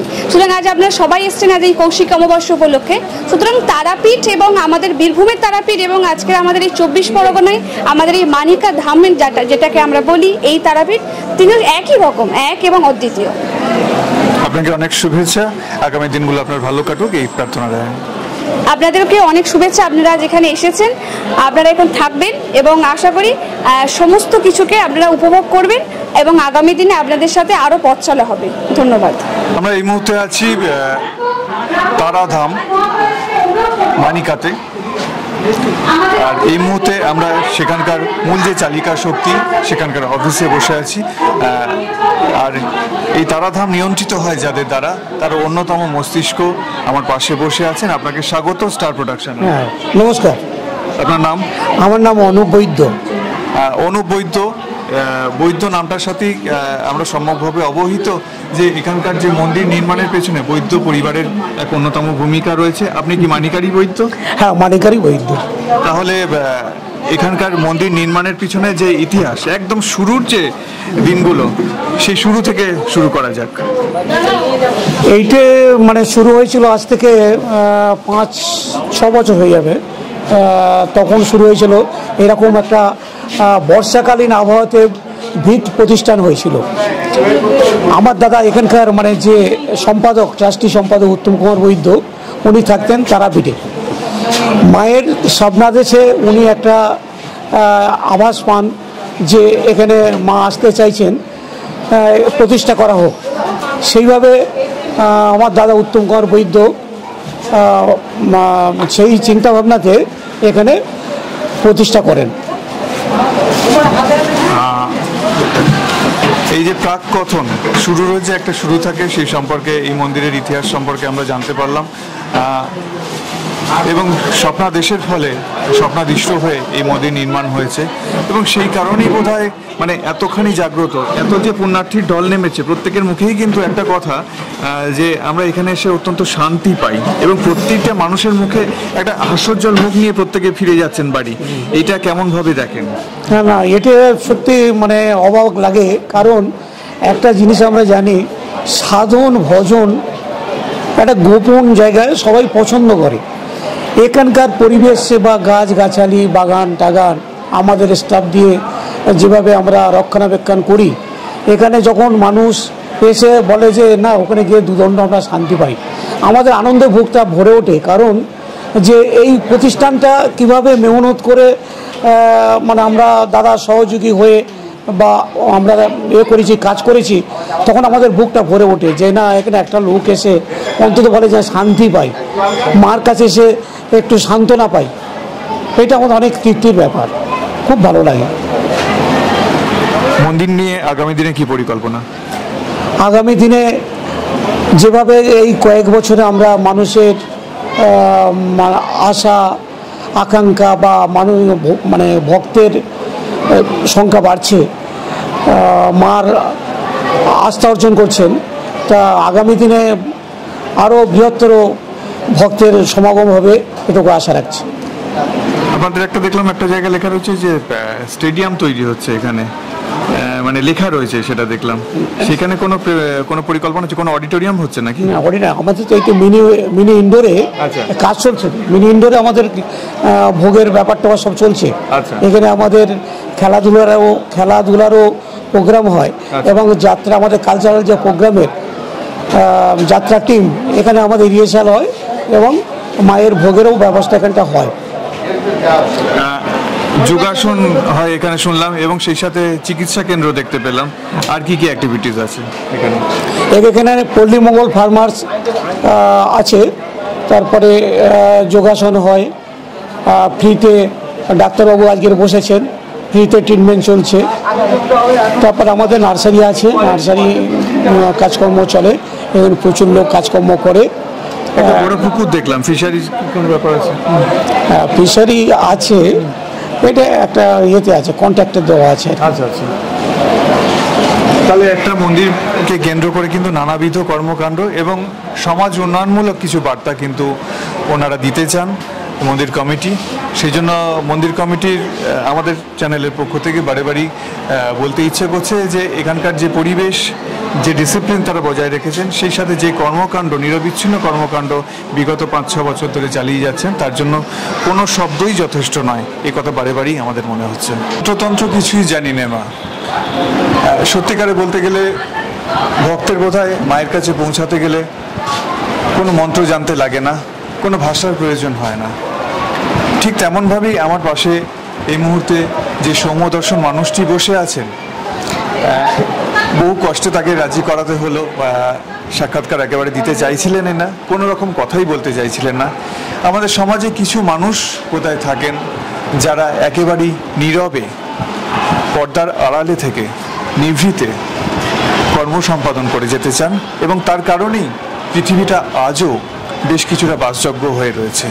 আপনাকে স্বাগত। আপনার নাম? আমার নাম সুকুমার সাঁতরা, কোথায় বাড়ি? বাড়ি বুড়ুল, সাউথ 24 পরগনা। বুড়ুল থেকে এত দূরে এখানে আসা, কোথা থেকে এই উৎসাহ পান? একটা কাকতালীয়ভাবে বলতে গেলে পাশেই আমার মেয়ের বাড়ি ভাদুরা, বেশ ওখান থেকে এসছি। অ্যাকচুয়ালি আমার বড় নাতনি হঠাৎ আমাকে, ঠিক মন্দিরটা যখন তৈরি হচ্ছে, মানে বলতে গেলে ভিত্তিপ্রস্তর অবস্থায়, বললো দাদা তুমি চলো, তুমি তো এইসব কাজের সাথে থাকো, তো একটা মন্দির দেখতে চলো বলে আমি এলাম। এসে যেভাবেই হোক আমি হিপনোটাইজ হয়ে গেলাম। বেশ, এবং এই মন্দিরের সঙ্গে মানে কেমন যেন নিজেকে জড়িয়ে গেলাম, আমি নিজে জানি না। হয়তো তারা মার আশীর্বাদ ছিল, ঈশ্বরের আশীর্বাদ ছিল, গণদেবতার আশীর্বাদ ছিল, একদম। না হলে তো আমি কে, সেই অবস্থায় এখানে চলে এসেছি। তবে ছাত্রজীবন থেকে খানিকটা হলেও আমি এই মানুষের সঙ্গে থাকা, মানে যেভাবেই হোক আমি পেয়েছি, আমি জানি না কিভাবে পেয়েছি। খানিকটা হলেও আমার বাবার কথা বলতে হয়, বাবার হাত ধরেই আমার এই সমাজের যে কি বলবো উন্নয়নমূলক কাজকর্ম শুধু না, পিছিয়ে পড়া মানুষ যাদের হাত ধরার লোক নেই, মানুষ নেই, আমি তাদের কাছে পৌঁছে যাই। এইভাবে চলছে। এই 72 ভালো আছি, যথেষ্ট ফিট এবং 72 মনেই হয় না একদম। এবং আমি নিজে ডাক্তার, রেজিস্টার্ড ফার্মাসিস্ট, ডিএমএস, তার সাথে আমার 47 বছরের প্র্যাকটিস। এবং আমি নাটকের লোক, যাত্রার লোক, আবার সাহিত্য সভা করি, নিজে সাহিত্যর সঙ্গে যুক্ত, নিজে লেখালেখি করি। আমার 2024-এ খুব সম্ভবত, আমি বলছি 24 তারিখ ফেব্রুয়ারি, 24 তারিখ আমার নিজের একটা গল্প রেকর্ডিং হয়েছে সোনার বাংলা টিভিতে। আচ্ছা আচ্ছা, অভিনন্দন আপনাকে। তো আমি জানি না আমি কিভাবে এই জায়গায় গেলাম। ওই একই কথা বলতে হয় যে ঈশ্বরের আশীর্বাদ। আমি এখনো লিখছি, আমার একটা বই করার ইচ্ছে হয়েছে, ছোট গল্প, অনুগল্প, যোগাযোগও হয়েছে।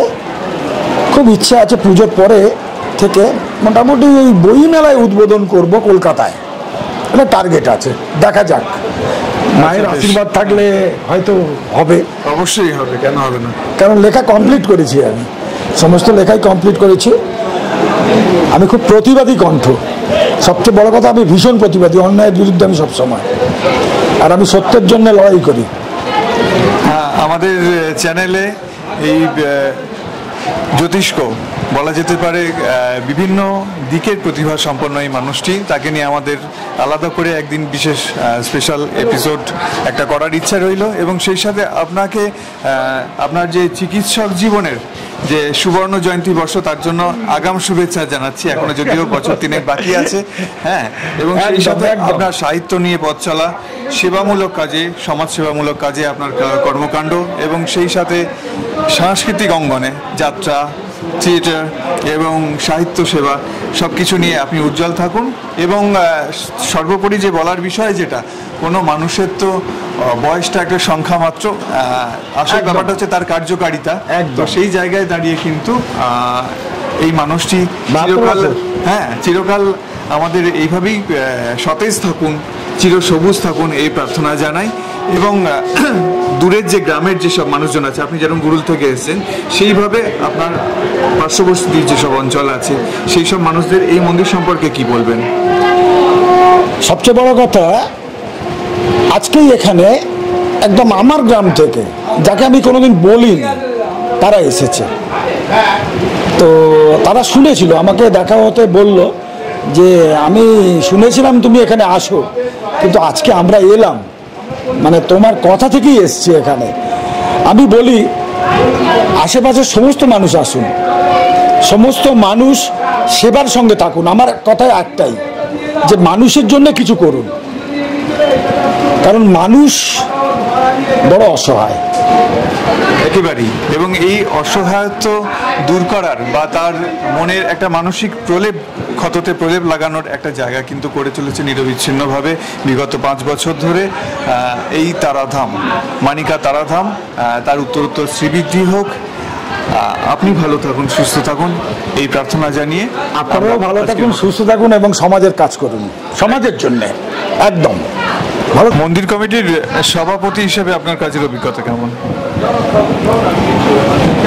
সভাপতি কথাটা রাখতে হয়, মানে একটা পরিচালন কমিটি করতে গেলে বা একটা কোনো সভা করতে গেলে বা একটা যে কোনো কর্মকাণ্ডে, সেই হিসাবে কমিটি দাদার পরামর্শ মতো আমাকে সভাপতির পদ দিয়েছেন।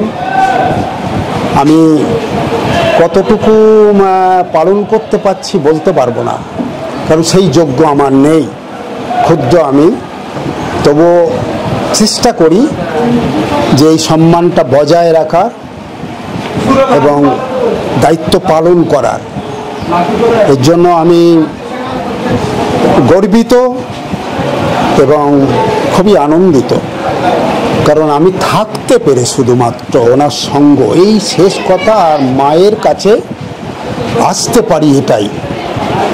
আমি রীতিমতো একজন অসুস্থ লোক, কিন্তু এখানে এলে সম্পূর্ণ সুস্থ হয়ে যাই। এটা একটা 3 বছরের অভিজ্ঞতা। হ্যাঁ, কারণ আমার পেসমেকার রয়েছে, তার শর্ত দেখছেন আমার কিছু বোঝার নেই। সেটাই হচ্ছে এটা মায়ের কৃপা।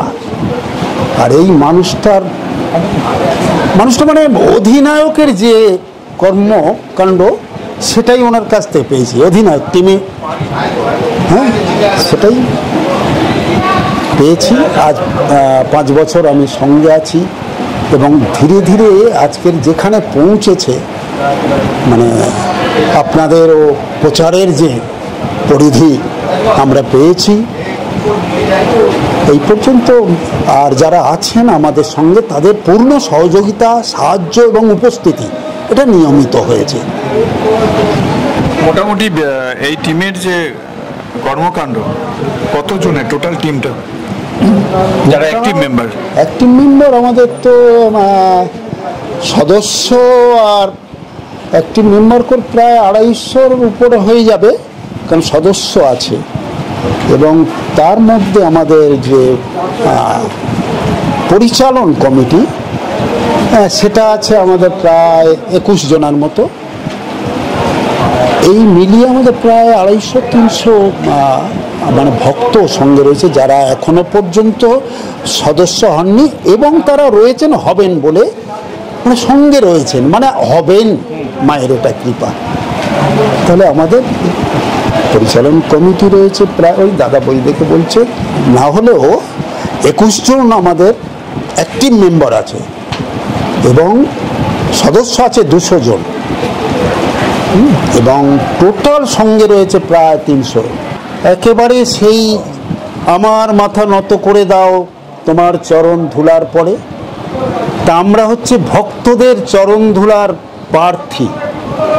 কারণ ভক্ত না হলে তো এর কোনো মূল্য থাকবে না, তাহলে ভগবানের চেয়ে ভক্তের গুরুত্ব আরও বেশি।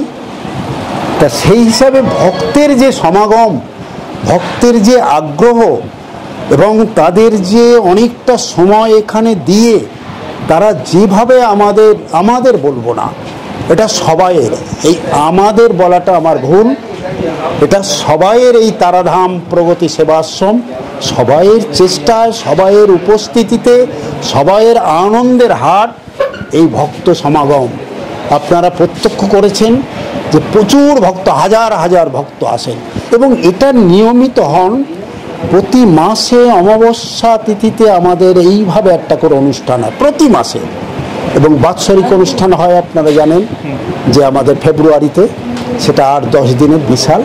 এবং এইটা আমাদের সেকেন্ড বড় অনুষ্ঠান, সেটা হচ্ছে এই কৌশিকী অমাবস্যা, এবং ঠিক ওইরকম 2-3 হাজার মানুষের আমরা উপস্থিতি পাই এবং তাদের সেবার ব্যবস্থা আমরা করতে পেরে আমরা ধন্য। নমস্কার, স্টার প্রোডাকশনকে আমাদের ধন্যবাদ।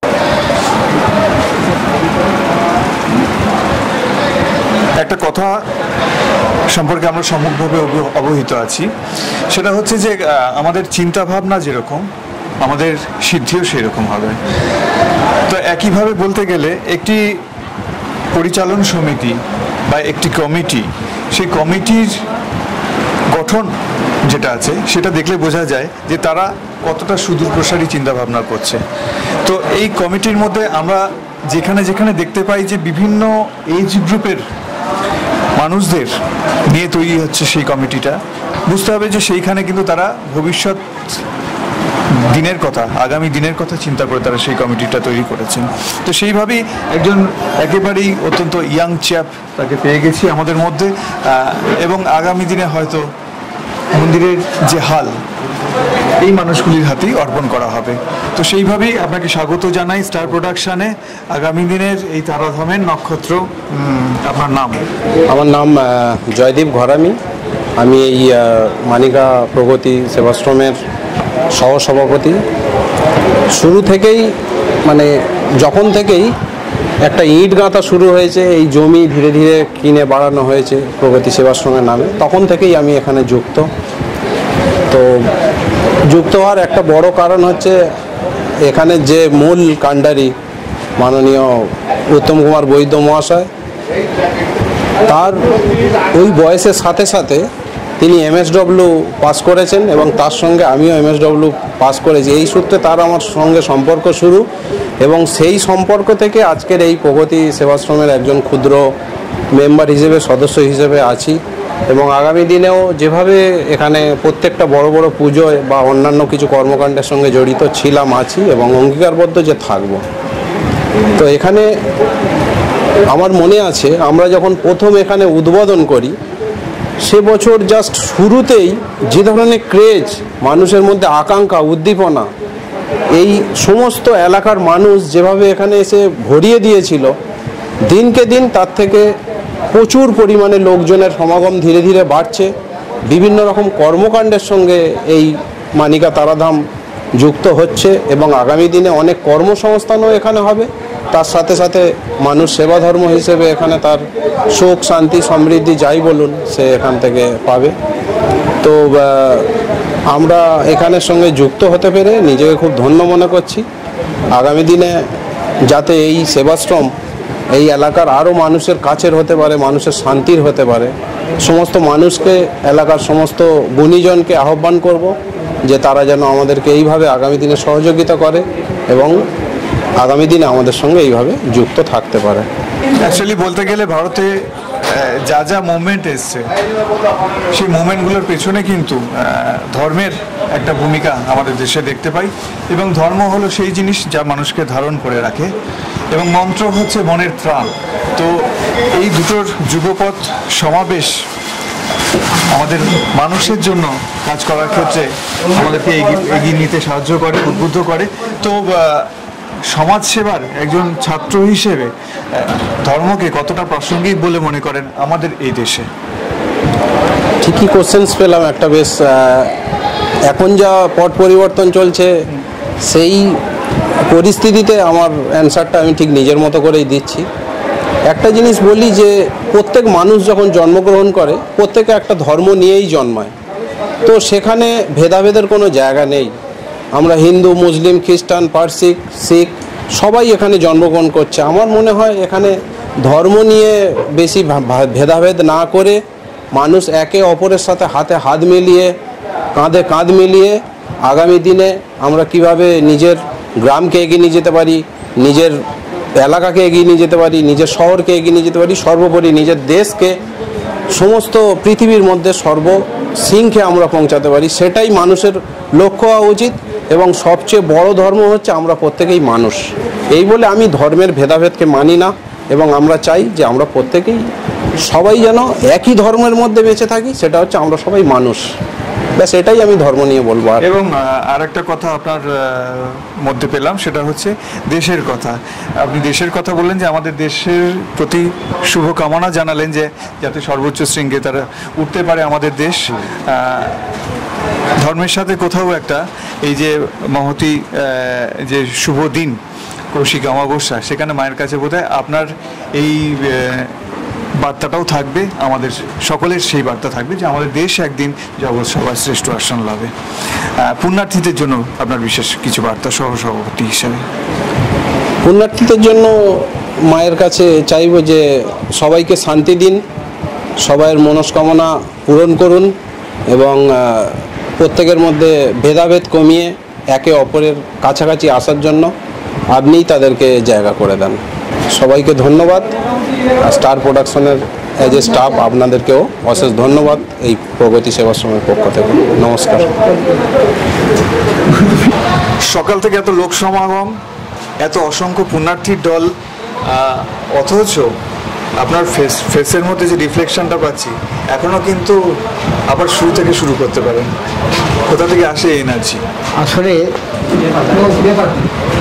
সবই মায়ের ইচ্ছা। প্রথমেই তারামাকে প্রণাম জানিয়ে বলছি, আজকের এই যে উৎসবমুখর দিন, এটা তো একদিনে তৈরি হয়নি, আমাদের সবাইয়ের প্রচেষ্টায় এবং বিশেষ করে আপামর জনসাধারণ এবং পুণ্যার্থীদের সবাইয়ের অনুপ্রেরণায় এবং সহযোগিতায় আজকের আমরা এই জায়গায় পৌঁছতে পেরেছি। তো আজকের এই যে আনন্দ উৎসবের দিনে আমি নিজেকে প্রথম থেকে জড়িয়ে থাকতে পেরে নিজেকে আমি ধন্য মনে করছি। তো বিশ্বকবি রবীন্দ্রনাথ ঠাকুর একটা কথা বলেছিলেন, বিপুলাই পৃথিবীর কতটুকু জানি, দেশে দেশে কত নগর রাজধানী, মানুষের কত কীর্তি, কত হ্রদ নদী মরু, কত না অজানা অপরিচিত তরু রয়ে গেল অগোচরে। সত্যি কথা বলতে কি, আজকে যদি এই তারামায়ের মন্দিরের সাথে বা প্রগতি সেবাশ্রমের সাথে আমরা যুক্ত হতে না পারতাম, তাহলে হয়তো আমাদের এই কথাটা ওই রবীন্দ্রনাথ ঠাকুরের মতোই অপূর্ণ থেকে যেত। তো সেই ক্ষেত্রে আমি নিজেকে ধন্য মনে করি এবং আমার দৃঢ় বিশ্বাস, যেভাবে আমাদের প্রগতি আশ্রম এবং তারাধাম এগিয়ে চলেছে, আগামী দিনে আমি দেখতে চাই এটা দ্বিতীয় তারাপীঠে পরিণত হোক। এবং আমি সেই স্বপ্ন দেখি। এবং যখন আমি এই ভিড়ের মধ্যে নিজেকে হারিয়ে ফেলবো, যখন আমি নিজেকে আমার পরম আত্মীয় পরম বন্ধুদের এখানে খুঁজে পাবো না, তখন আমি মনে করব যে আমাদের সবার পরিশ্রম সার্থক। এখানে এই যে কেন্দ্র, এখানে দেখা যাচ্ছে তিনটে কথা আমাদের এই নামের মধ্যেই আসছে। নামকে নামমাত্র মনে করতে রবীন্দ্রনাথ বারণ করেছেন। তো সেই জায়গা আপনার কথাতেই সেই কবিগুরুর কথা বলছি। এখানে দেখা যাচ্ছে যে প্রগতি, সেবা এবং আশ্রম, এই তিনটে কথা বলা হচ্ছে। এটা তাৎপর্য যদি একটু বলেন আমাদেরকে। প্রগতি তো সবসময় আমাদের জন্য থাকবে, মনুষ্য জীবনের সাথে প্রগতি এবং এগিয়ে যাওয়া এই ব্যাপারটা থাকবেই। আর আশ্রম মানে ধ্যান ধারণা বা আমাদের মনুষ্য জীবনের যে আধ্যাত্মিক দিকগুলো আছে, সেটা একমাত্র আশ্রমের মাধ্যমেই পরিস্ফুট হতে পারে। আমরা যেমন সংসার ধর্ম পালন করি, তেমনি আমাদের এর বাইরে একটা ধর্ম আছে, সেটা মানব ধর্ম। এবং মানব ধর্মকে পালন করতে গিয়ে আমরা প্রায়শই দেখি যে মনুষ্য সমাজ আজকের বিভ্রান্ত। তারা কি করতে হবে, কি করতে হবে না, এই জিনিসগুলো নিয়ে তারা বিভ্রান্তি হয়ে যায়, তাদের মধ্যে একটা সংশয় প্রকাশ করে। কিন্তু আজকের আমি মনে করি এই আশ্রমে যারা আসবে, যারা এর ভেতরে ঢুকবে, যারা বুঝতে পারবে আমাদের উদ্দেশ্য কী, এবং শুধুমাত্র আমরা কতিপয় কিছু জিনিসের মধ্যে আমাদের জায়গাটাকে সীমাবদ্ধ রাখিনি, আমরা বিভিন্ন অনুষ্ঠানের মাধ্যমে আমাদের এই জায়গাটাকে, আমাদের এই প্রচেষ্টাকে আমরা মানব ধর্মের সেবারূপেই বিবেচনা করে চলতে শিখেছি। এবং এই পরিপ্রেক্ষিতে আমাদের যে প্রোগ্রামগুলো থাকে, রবীন্দ্র জয়ন্তী থেকে শুরু করে নেতাজি জয়ন্তী, নজরুল জয়ন্তী, এবং এর পাশাপাশি বিবেকানন্দের জন্মদিন এবং নানা ধরনের অনুষ্ঠান, মহাপুরুষদের জন্ম শতবার্ষিকী ছাড়াও আরও বিভিন্ন অনুষ্ঠান, এবং এখানে একটা দাতব্য চিকিৎসালয় আমাদের খোলা হয়েছে যাতে মানব সেবায় আমরা নিজেদেরকে নিয়োজিত করতে পারি। এছাড়াও আমাদের এখানে প্রতি বছর প্রতি অনুষ্ঠানে একটা করে যাত্রাপালা অনুষ্ঠিত হয়, এবং গত বছর থেকে আমরা মেলার আয়োজন করেছি। ও সেই মেলাতে যা আমরা অভূতপূর্ব একটা সাড়া পেয়েছি, সেটা ঠিক বলে বোঝানো যাবে না। এবং বহু এলাকার মানুষ এখানে, অসংখ্য ভিড়, অসংখ্য সাংস্কৃতিক অনুষ্ঠান প্রতিযোগিতার মধ্যে দিয়ে আমরা চাই মানুষের কাছে পৌঁছাতে এবং এই ধর্মীয় সমাজের মাধ্যমে মনুষ্য ধর্মকে আবার আমাদের উচ্চ শিখরে তুলতে। আপনি এখানকার কোষাধ্যক্ষের পদে আছেন, তো সেই জায়গায় দাঁড়িয়ে বলতে চাই যে এই মন্দিরকে কেন্দ্র করে এখানকার যে সোশিও ইকোনমি যে স্ট্রাকচারটা, সেটাকে কতখানি বদলের স্বপ্ন দেখেন? যেমন এখানে দেখলাম এই মন্দিরকে কেন্দ্র করে কিন্তু দুজন মানুষ আছেন যারা কিন্তু জীবিকা নির্বাহ করছেন। দুজন নয়, তিনজন। হ্যাঁ, তো সেইভাবে পরবর্তী দিনে আগামী কিভাবে দেখতে, এই গ্রাম কিভাবে সোশিও ইকোনমি স্ট্রাকচার চেঞ্জ হতে পারে বলে মনে করেন? আমরা এখানে আমরা 5 জন লোক জড়িত আছি এবং আমরা বিভিন্ন মানুষকে নিয়ে আমরা একটা ভালো কমিটি তৈরি করতে চাইছি, এবং সেখানে আরও আমরা ভালো মানুষদের চাইছি, এবং যারা এই সম্বন্ধে আমাদের সহযোগিতা করবেন, যারা আমাদের সহযোগিতার হাত বাড়িয়ে দেবেন। এখন একটা কথা আমি বলতে পারি। আচ্ছা, আপনি বললেন 5 জন আছেন, 5 জনটা কি? 5 জন আমাদের না আমি যেটা বলতে চাইলাম যে ধরুন এই মন্দির প্রাঙ্গণের বাইরে আমি দেখছি মানে ফুচকা স্টল বসেছে, দোকান বসেছে, হ্যাঁ হ্যাঁ একদম। তো এখানকার আর্থসামাজিক যে ব্যাপারটা, যেমন একটা মন্দিরকে কেন্দ্র করে বেশ কিছু ফুলের স্টল থাকে, আগামী মিষ্টির দোকান থাকে, এরকম থাকে। তো সেই রকম কি স্বপ্ন দেখেন এই জায়গাকে কেন্দ্র করে কিভাবে হতে পারে? আমাদের এই গ্রামের একটা কাছাকাছি একটা ধর্মীয় প্রতিষ্ঠান আছে, আমরা দেখেছি বড় কাছারি যেটা আর কি আমরা বলি। খুব ছোটোবেলায় আমরা যখন ওখানে যেতাম আমরা দেখেছি কতিপয় লোক হয়তো যাতায়াত করতো এবং শনি মঙ্গলবার হয়তো পূজা হতো, কিন্তু আমাদের এখানে একটা দৈনন্দিন পূজার ব্যবস্থা আছে এবং মায়ের নিত্যভোগের ব্যবস্থা আছে। এবং যেভাবে আমাদের মন্দির বা আমাদের প্রতিষ্ঠান এগিয়ে চলেছে, আমি আগামী দিনে এই স্বপ্ন দেখি যে আরও কিছু মানুষ এখানে ব্যবসাভিত্তিক কাজে জড়িত হয়ে যাক এবং সেখানে প্রসাদ দোকান থেকে শুরু করে সমস্ত খাবার দাবারের দোকান বসবে। এবং আগামী দিনে আমি যেন এটা একটা মিনি বড় কাছারির মতো কিছু দেখতে চাইছি, যেখানে মানুষ কিছু কর্মসংস্থান হবে মানুষের, এবং মানুষ ধর্মীয় আধ্যাত্মিক কর্মচেতনার মাধ্যমে তাদের জীবনকে এগিয়ে নিয়ে যেতে পারবে। প্রসঙ্গত উল্লেখ্য যে আমরা কিন্তু আসবার পথে যেটা দেখতে পেলাম, বেশ কিছু টোটো অটো তারা রিজার্ভ করে এখানে এই মন্দিরে আসছে। তো সেক্ষেত্রেও কিন্তু বেশ কিছু আর্থসামাজিক উন্নয়ন হচ্ছে। হ্যাঁ অবশ্যই এই মন্দিরে, এবং রাস্তাটারও ধীরে ধীরে উন্নতি হচ্ছে। আমাদের এদিকটা তেমন যোগাযোগ ব্যবস্থা উন্নত ছিল না গত কয়েক বছর আগে, কিন্তু আমাদের এখান দিয়ে পিচের রাস্তা হয়ে গেছে এবং প্রচুর গাড়ি যাতায়াত করছে। এবং আগামী দিনেও আমি আশা করছি এই জায়গা আরও জনবহুল হবে এবং মানুষের কর্মস্থানের সুযোগের সাথে সাথে আরও বেশি উন্নতির দিকে এগিয়ে যাবে।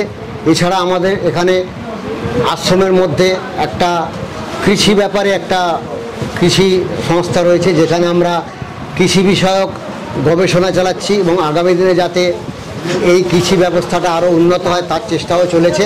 তো আমরা আশা করছি মানুষের আর্থসামাজিক অবস্থার তো উন্নতি হবেই, সেই সঙ্গে ধর্মীয় চেতনার একটা উন্নতিও পরিলক্ষিত হবে। কোষাধ্যক্ষ হিসেবে ভূমিকা পালন করা কতটা কঠিন? এখন ব্যাপার হচ্ছে কি বলুন তো, আমাদের একার সাহায্য দিয়ে তো কিছু হয় না। আমরা যারা আছি তারা হয়তো একটু বেশি একটু কম দিয়ে আমরা চেষ্টা করছি আমাদের প্রতিষ্ঠানটাকে আরও বড় করতে, আরও দৃঢ় করে গড়ে তুলতে। কিন্তু সত্যি কথা বলতে কি, সকলের সহযোগিতা ছাড়া এটা কিন্তু সম্ভব নয়। তো আগামী দিনে আমি আশা করছি আপনাদের প্রচার মাধ্যম যেমন আমাদেরকে সহযোগিতা করবে, আজকের যে জনগণ এসছে বা আজকের যারা পুণ্যার্থী এসছে তাদের মাধ্যমে একটা প্রচার কিন্তু মানুষের কাছে এগিয়ে যাচ্ছে। তো আশা করি মানুষ আরও সহযোগিতার হাত বাড়াবে এবং মানুষের সেই সহযোগিতার দিকে কিন্তু আমরা তাকিয়ে আছি। হ্যাঁ, 10-এর লাঠি 1-এর বোঝা, এবং আমরা যদি সেই সহযোগিতাগুলো পাই বা আরও কিছু পেতে পারি এরকম আশা রাখি, তাহলে কিন্তু আমরা মন্দিরকে আরও উন্নতির দিকে এগিয়ে নিয়ে যেতে পারবো, এটা আমরা আশাবাদী। আপনাদের সংগঠন, সেই সাথে আপনার ব্যক্তিগত জীবন সুস্থতার সাথে কাটুক, আপনি সুস্থ থাকুন মানসিকভাবে এবং শারীরিকভাবে, এই প্রার্থনা জানাই স্টার প্রোডাকশনের পক্ষ থেকে। ঠিক আছে, ধন্যবাদ। ধন্যবাদ সবাইকে, ধন্যবাদ তারা মায়ের সমস্ত অগণিত ভক্তবৃন্দকে এবং আপনাদের মিডিয়াকে ধন্যবাদ জানাই।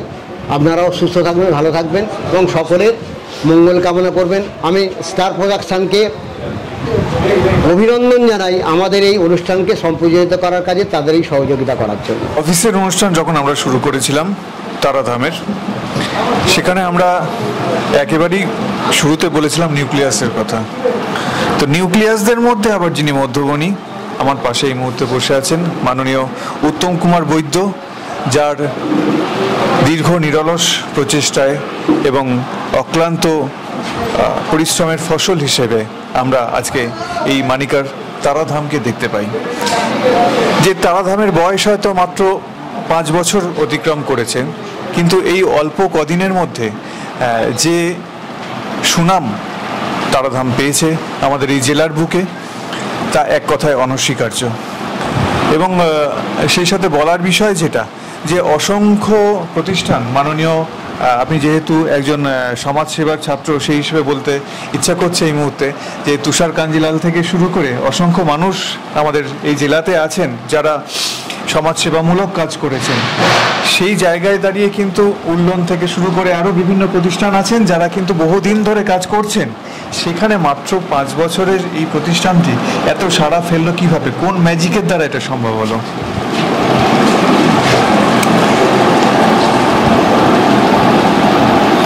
অতুল প্রসাদ সেনের একটা গান সকলেই আমরা জানি, হও ধর্মেতে ধীর, হও কর্মেতে বীর, হও উন্নত শির নাই ভয়, ভুলিবে না ভেদ জ্ঞান, হও সবে আগুয়ান, সাথে আছে ভগবান হবে। আমরা যখন কোনো কাজ করি প্রথম বিশ্বাস রাখতে হবে, দৃঢ়তা রাখতে হবে আমার সঙ্গে ভগবান কাজ করছে। সেই চিন্তা ভাবনা করে সততা নিয়ে মাথা উঁচু করে যদি কোনো কাজ করা যায় তাহলে মনে হয় আমাদের নির্দিষ্ট লক্ষ্যে আমরা পৌঁছাতে পারবো। এটা হচ্ছে মূল মোটিভ। এবারে যখন কোনো সংগঠন করা হয়, প্রত্যেকটা সংগঠনের কিছু অবজেক্টিভ থাকে। সেই অবজেক্টিভগুলো যদি সুষ্ঠু হয়, সেই অবজেক্টিভগুলো যদি সমাজ অ্যাকসেপ্ট করে, তাহলে মনে হয় আমরা যে উদ্দেশ্যে সংগঠন করেছি মানে তার দ্রুত ডেভেলপমেন্ট হবে। যেমন এই মুহূর্তে আমাদের যে অর্গানাইজেশনের যে উদ্দেশ্য, যেমন আধ্যাত্মিক চেতনার জাগরণ, দ্বিতীয়ত হচ্ছে সাংস্কৃতিক মনস্কতার স্ফুরণ, তৃতীয় হচ্ছে পুজো অর্চনা, ধ্যান, জপ ও প্রাণায়ামের মাধ্যমে চিত্তচাঞ্চল্য দূর করে মনের একাগ্রতা বৃদ্ধি করে সফলতা অর্জনের প্রয়াস।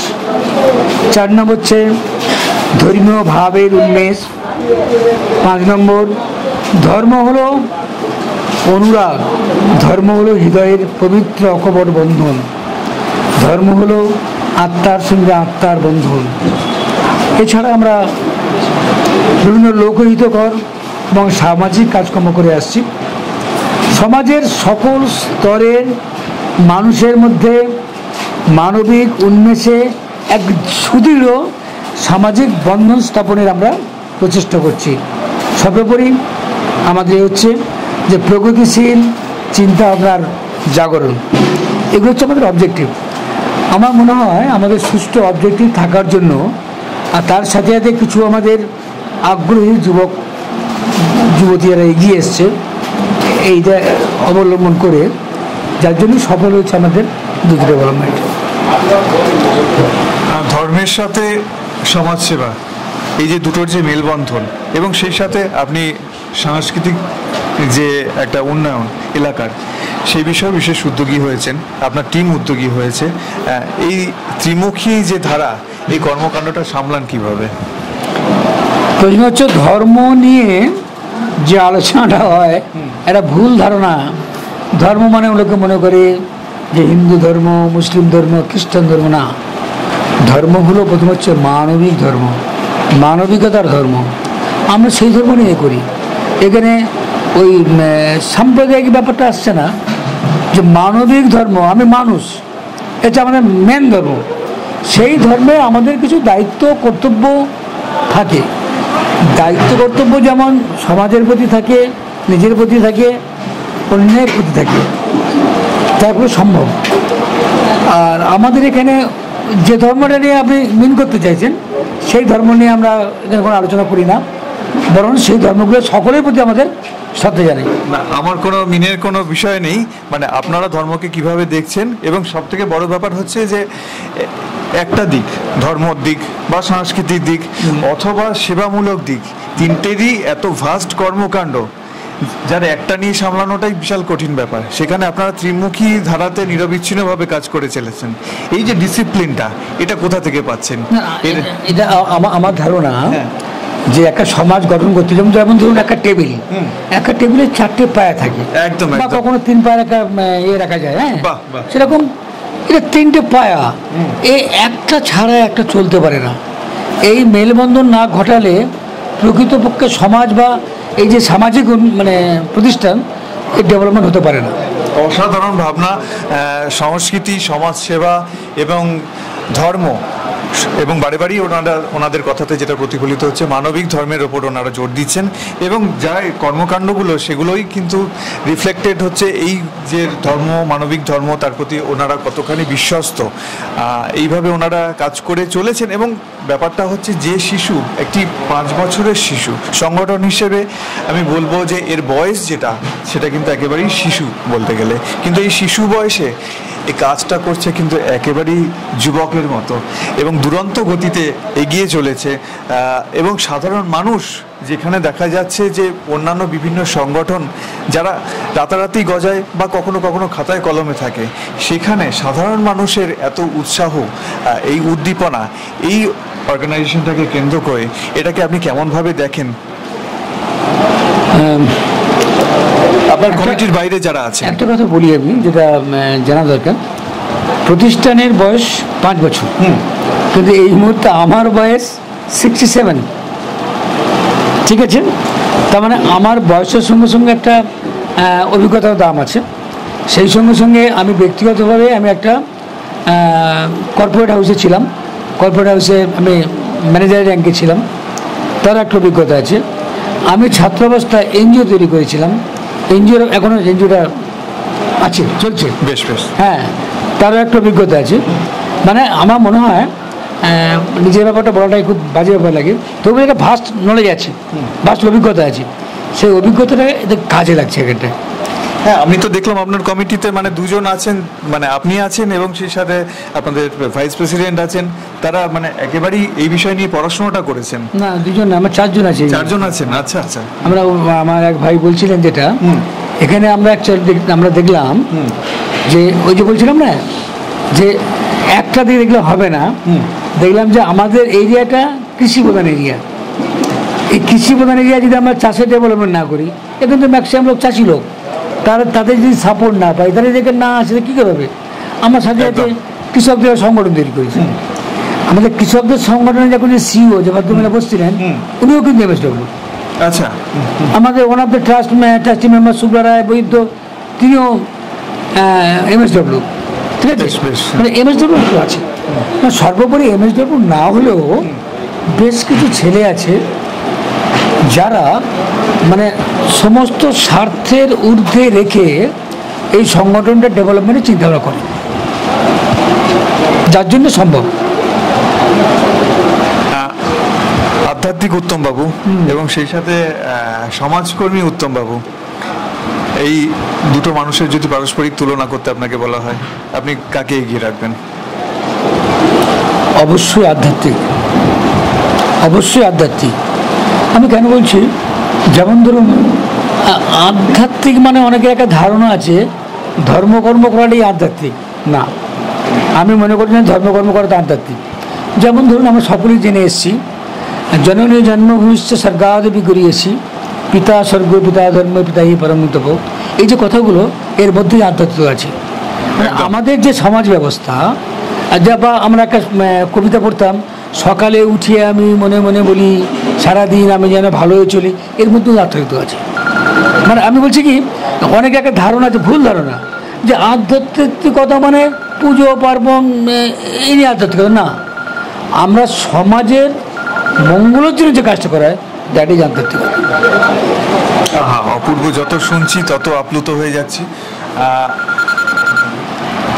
এখানকার এই যে লোকেশন, যেটি মানে আমাদের ঢুকেই যেটা আমাদের একদম প্রথমেই মানে মনোমুগ্ধ করে দিল একদম, এই লোকেশনটা যারা ভক্তবৃন্দ আসেন তাদের মনে কতখানি প্রভাব ফেলে? কবিগুরু তৈরি করেছিলেন শান্তিনিকেতন, যদিও এখন সেটি একেবারে শহরে এলাকা হয়ে গেছে। কি প্রভাব পড়ে আমার মনে হয়, এটা আমার বলার থেকে আপনি এতক্ষণ আগে দেখলেন যে প্রচুর লোকের সমাগম। খুব সত্যি কথা বলতে কি, অন্যান্য প্রোগ্রামে যেমন লোকে মাইকিং করা হয় বা কোনো লিফলেট দেওয়া হয়, আমরা কোনো মাইকিং করিনি, কোনো লিফলেট করিনি একেবারেই। কিন্তু মানুষের এলাকার লোকের ধারণা হয়ে গেছে ওই সময় এই প্রোগ্রামটা হবে বা এই তিথিতে এই প্রোগ্রামটা হবে, তারা স্বতঃস্ফূর্তভাবে চলে এসছে। এটা তো বড় প্রমাণ, একদম একদম, তাই না?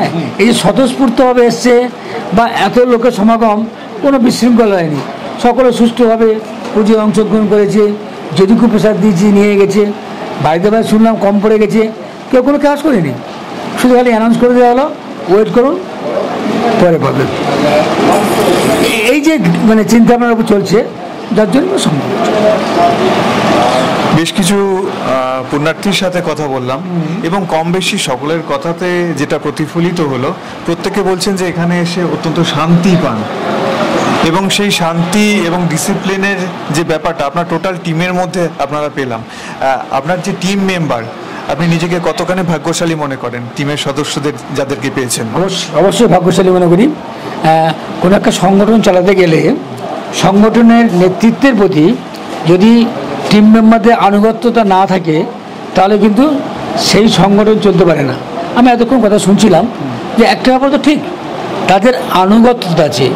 আনুগত্যতা ব্যক্তিগতভাবে আমার জন্য না হলেও অন্তত এই সংগঠনের কর্ণধার হিসেবে তাদের যে আনুগত্যতা প্রকাশ করেছে, হ্যাঁ এই আনুগত্যতা অবশ্যই অবশ্যই আমি বলছি কি আজকে আমি এখানে আছি, এই যে কোনো আসবে, এই আনুগত্যতা প্রত্যেকটা সংগঠনে থাকা উচিত এবং এটা থাকলেই আমার মনে হয় সেই সংগঠনের ডেভেলপমেন্ট হবে।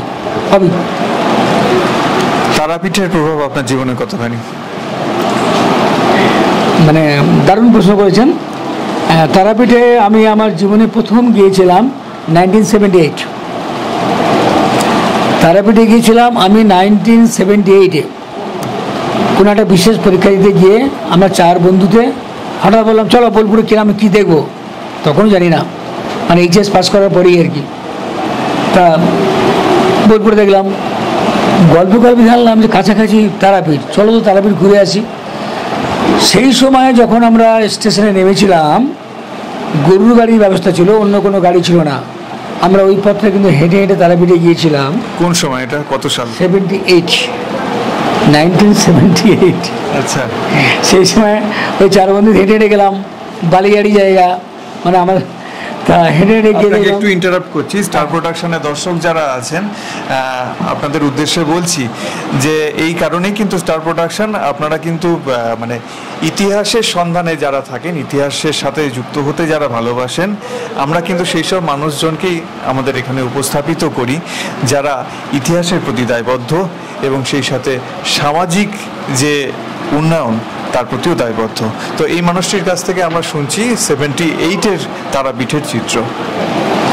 সেই সময় যখন গিয়েছিলাম হেঁটে হেঁটে 4 বন্ধু গেলাম, গিয়ে দেখলাম যে একটা মন্দির দাঁড়িয়ে আছে, ওই ত্রিপল জাতীয় কতকগুলো টাঙিয়ে 4-5টা দোকান, ত্রিপল বা ওই জাতীয় কিছু টাঙিয়ে, মানে ঝুবড়ি যেটা বলি আমরা, সেরকম 4-5টা দোকান আর মন্দির, আর পাশে একটা যদিও গঙ্গা বলে কিন্তু আমাদের এখানে খালের মতো গঙ্গা, আর শ্মশান, ভয়াবহ শ্মশান এই কারণে বলছি, ওই রকম শূন্য জায়গা, লোকমানব জায়গায় দিনের বেলা ভয় পাবে সেরকম একটা জায়গায় মন্দির, কয়েকটা ঝুবড়ি, একটা শ্মশান, এই ছিল সেই সময়ের চিত্র।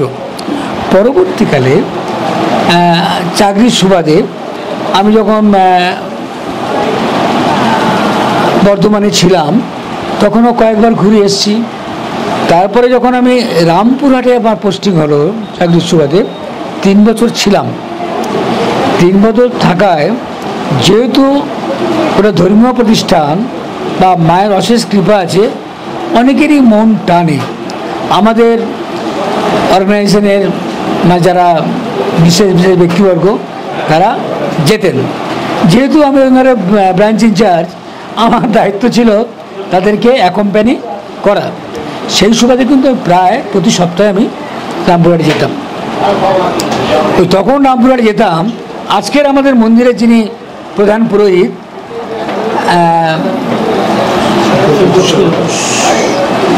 সুব্রত কুমার চক্রবর্তী, ওর সঙ্গে কিন্তু আমি চিনতাম না। ওর বাড়ি যদিও এদিকে, উনি ওখানে গিয়েছিলেন কোনো একটা যজ্ঞ করতে। তা ঘুরতে ঘুরতে গেলাম, যজ্ঞ হচ্ছে, যজ্ঞটা ভালো লাগলাম, যজ্ঞস্থলে বসে গেলাম। সেখানে আলাপ পৌঁছালো, ওই ভদ্রলোক আমার এলাকার লোক, ওখানে গিয়ে যজ্ঞ করছেন, আর ও দেখলো যে আমি ওর এলাকার ছেলে, ওই একটা ব্রাঞ্চ হেড হয়ে বসে আছি। যাই হোক, তার পরবর্তী আমার পরিস্থিতি হলো যে প্রতি অমাবস্যাতে সুব্রত চক্রবর্তী যেতেন, আমিও যেতাম, এবং আমার বিশেষ বিশেষ মানে সহকর্মী বা বসেদের নিয়ে যাওয়ার জন্য ওখানে পান্ডাদের সঙ্গে ভালো সম্পর্ক তৈরি হলো। তাদেরকে আমরা ব্যাকডোর থেকে ঢোকাতে হতো। মানে এই যে যাওয়া সেটা, এখানে আমার মনে হয় মায়ের সঙ্গে একটা আত্মিক যোগাযোগ, একটা কানেকশান, সেই কানেকশানটা হওয়ার ফলেই পরবর্তীকালে মানে রিটায়ারমেন্টের পরেই মাকে এখানে আমি প্রতিষ্ঠা করেছি। এটা হচ্ছে মূল হিস্ট্রি। মানে অনেকে বলে না স্বপ্ন ঘুমিয়ে ঘুমিয়ে দেখলে স্বপ্ন হয় না, স্বপ্নটা জেগে জেগেই দেখতে হয়। তা আমার ধারণা যা কিছু হয়েছে, এক কথা যদি বলি, এখানে আমি বলে কেউ নয়, আমি নিমিত্ত মাত্র। মা যেমনভাবে চালাচ্ছেন তেমনই আমি চলছি। সকলই তোমারই ইচ্ছা, ইচ্ছাময় তারা তুমি। মা তারা যেমনভাবে আমাদের চালাচ্ছেন তেমনভাবেই চলছি। এবং সেই বিশ্বাস, একটু আগে বলছিলাম যে মানুষের মধ্যে বিশ্বাস এবং শ্রদ্ধা, এই দুটো যদি থাকে তবেই আসবে ভক্তি। সেই শ্রদ্ধা এবং ভক্তি না থাকে, এই শ্রদ্ধা এবং বিশ্বাস না থাকলে ভক্তি আসতে পারে না। আমার মনে হয় শুধু আমি নয়, আমাদের সঙ্গে যারা ওতপ্রোতভাবে জড়িয়ে আছেন, যারা ভাইরা, সকলের মধ্যে সেই গুণটা আছে, সেই বিশ্বাসটা আছে, সেই শ্রদ্ধাটা আছে, যার জন্যই এই ভক্তির প্লাবন বয়ে যাচ্ছে। একেবারে বিশ্বাস, শ্রদ্ধা, ভক্তি এবং তার সাথে সর্বোপরি প্রতিটা মানুষের বোধহয় স্বপ্ন আছে এই তারা ধামকে বড় করার। এবং স্বপ্নের কথা বলতে গিয়ে স্টার প্রোডাকশনের দর্শকবৃন্দকে কিছুদিন আগে একটা কথা উল্লেখ করেছিলাম যে স্বপ্ন তো সেটা নয় যেটা আমরা ঘুমিয়ে ঘুমিয়ে দেখি, স্বপ্ন হলো সেটাই যা আমাদের ঘুমাতে দেয় না। নিরবিচ্ছিন্নভাবে আমরা কাজ করে যাই, সেই স্বপ্নকে সাকার করার জন্য ছুটে যাই। তো তেমনই একটা বিষয় হচ্ছে দাদার কথাতে আমরা পেলাম। আমরা এই মুহূর্তে উপস্থিত আছি তারা ধামে। বীরভূমে যে কথা হচ্ছিল যে প্রসঙ্গে, সেটি তারাপীঠ। এই পীঠ এবং ধামের মধ্যে পার্থক্য কি? হ্যাঁ, এই প্রসঙ্গে আমি বলি, অনেকে এই এলাকা থেকে শুধু তারাপীঠটা ঘুরে চলে আসে। অ্যাকচুয়ালি তারাপীঠের ওখানে আরও অনেক কিছু দেখার আছে। যেমন একটা হাঁটুগাড়া মন্দির আছে। হাঁটুগাড়া মন্দিরটা হচ্ছে কি না, বলছে স্বয়ং কৃষ্ণ ওখানে হাঁটু গেড়ে বসেছিল। সেখানে মন্দির আছে, জলের নিচে থেকে উঠেছে। কোনোভাবেই পুকুরটাকে মানে কী বলে ছেঁচা, কী বলে ওটাকে, মানে জল তোলা যাচ্ছে, তুলতে পারে, মানে শেষ করতে পারে না। কিন্তু আমরা জানি যে মরুভূমির মতোই, অ্যাকচুয়ালি বীরভূম মানে মরুভূমির মতোই, তা সত্ত্বেও কিন্তু ওটা ছেঁচতে পারছে না, শুকনো করতে পারছে না। এখানে একটা ব্যাপার আছে। ওখানে একটা জায়গা আছে, প্রচুর মন্দির আছে, ঠিক তারাপীঠে পেরিয়ে গিয়ে প্রচুর মন্দির। মল্লারহাটি না, মল্লারপুর নয়, মল্লারপুর তো আগে। মানে তারাপীঠ পেরিয়ে যেতে হবে, একটা গ্রাম পরে, সব নামগুলো ভুলে যাচ্ছি গো। ওখানে এক চক্রধাম, রাইট, এক চক্রধাম। এই যে এক চক্রধাম, তার একটু দূরে আমরা দেখছি পঞ্চ পাণ্ডবরা যেখানে অজ্ঞাতবাসে ছিল সেইগুলো আছে। এই যে হিস্টোরিক্যাল প্লেসগুলো আছে, আমি অদ্ভুত ব্যাপারে এই এলাকার লোকগুলো যায় মন্দির ঘুরে চলে আসি। আপনাকে আরেকটু আগে গেলে আর একটা জায়গা আছে, সেখানে ডাইরেক্ট চাল তৈরি হয়। আমি বলছি কি, আমরা এখানে দেখি ধানের শীষ, ওখানে চালের শীষ পাওয়া যায়, মানে লক্ষ্মী স্বয়ং ওখানে বিরাজ করে। আচ্ছা, মানে এই যে জায়গাগুলো অ্যাকচুয়ালি খুব দেখার মতো জায়গা। যাক, সেগুলো আমার পক্ষে সম্ভব হয়েছে ঘোরা। আমি বলবো যারা শুনবেন পরবর্তীকালে আমাদের কথাগুলো, তাই বলবো দেখে আসবেন। শুধু মন্দির নয়, মন্দিরের বাইরেও কিছু দেখার আছে। নলহাটি আছে, আর একটু দূরে নলহাটিতে কিন্তু অ্যাকচুয়ালি 51 পীঠের একটা পীঠ, মানে কণ্ঠ নদী ওখানে পড়েছিল। যেটা বলছিলাম যে এটা হচ্ছে সাধন পীঠ। এখানে ওই যোগ মানে সাধনা করতো, তারাপীঠ সাধন পীঠ, সাধক বামাখ্যাপার সাধন পীঠ। ওটা কিন্তু 51 পীঠের এক পীঠ নয়। আর আমরা যে বলছি যে তারা ধাম, তারা মায়ের বাড়ি, তারা মায়ের আবাস, অদ্ভুত ব্যাপার। এটা কিন্তু এই কথাটা কিন্তু আমার মনে আসেনি।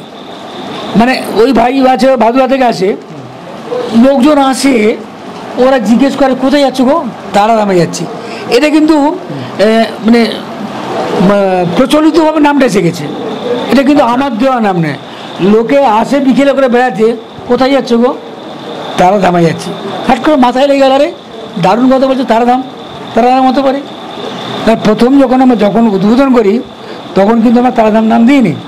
পরবর্তীকালে মানে ভক্তদের দেওয়া নাম, অ্যাকচুয়ালি এটা আমার দেওয়া নাম নয়। আচ্ছা, যত শুনছি ততই আপ্লুত এবং চমকের পর চমক হওয়ার পালা। একটা বিষয় দাদা বলছিলেন, এক চক্রধামের কথা বলছিলেন, মহাপ্রভু নিত্যানন্দ প্রভু ওনার জন্মস্থান এক চক্রধাম, এটাকে কি বলবেন, কোইন্সিডেন্ট? কারণ ব্যাপারটা হচ্ছে যে মহাপ্রভু যখন নবদ্বীপ ধাম থেকে যাত্রা করেন, আদিগঙ্গা দিয়ে যাত্রা করেন, সেই সময়তে তার নৌকা দক্ষিণ 24 পরগনাতে প্রথম যে জায়গায় এসে স্টপেজ নেয় আর কি, প্রথম থামে, সেই জায়গাটার নাম হচ্ছে, তৎকালীন যুগে ছিল আটিসারা, বর্তমানে সেই জায়গাটার নাম বারুজীবীদের পরবর্তীকালে বসবাসের জন্য তার নাম হয় বারুইপুর। সেইখান থেকে উনি চলে যান পরবর্তীকালে চক্রতীর্থতে।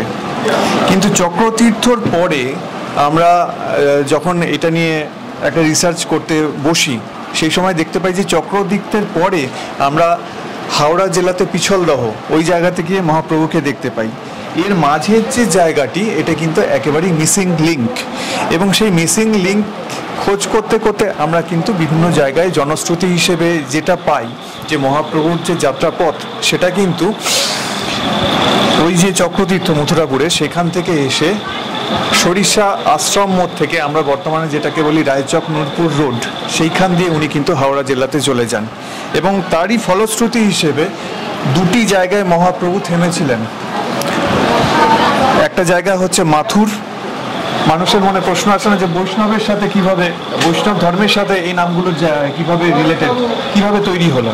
একটা জায়গা হচ্ছে মানখণ্ড, আর একটা জায়গা হচ্ছে গোবিন্দপুর, এবং তিনটে জায়গাতে কিন্তু অদ্ভুতভাবে একটা বর্ধিষ্ণু জনপদ আমরা দেখতে পাই। এবং এই মহাপ্রভুর এই যে একটা বৈষ্ণব, একটা পদচারণা, বৈষ্ণব তীর্থের যে তীর্থক্ষেত্র স্বরূপ বলা যেতে পারে এই যে জায়গাটা, তারই কাছাকাছি কিন্তু এই যে তারাধাম, শক্তির উপাসনা, সেটা আমরা দেখতে পাচ্ছি। এবং একইভাবে কিন্তু বীরভূমেও যেটা দেখতে পাচ্ছি, এক চক্রধামের পাশাপাশি কিন্তু হচ্ছে তারাপীঠের একটা জায়গা। হ্যাঁ, ওই জায়গাটা ভুলে যাচ্ছিলাম, ওখানে কথিত আছে ওইটাকে বলা হয় গুপ্ত বৃন্দাবন। একেবারে গুপ্ত বৃন্দাবন মানে বৃন্দাবনে যা যা পাওয়া যায় ওখানে কিন্তু সেইগুলিই পাওয়া যায়, ওটা তো গুপ্ত বৃন্দাবন। এখন আপনার প্রশ্ন আবার ক্লিয়ার করুন প্লিজ।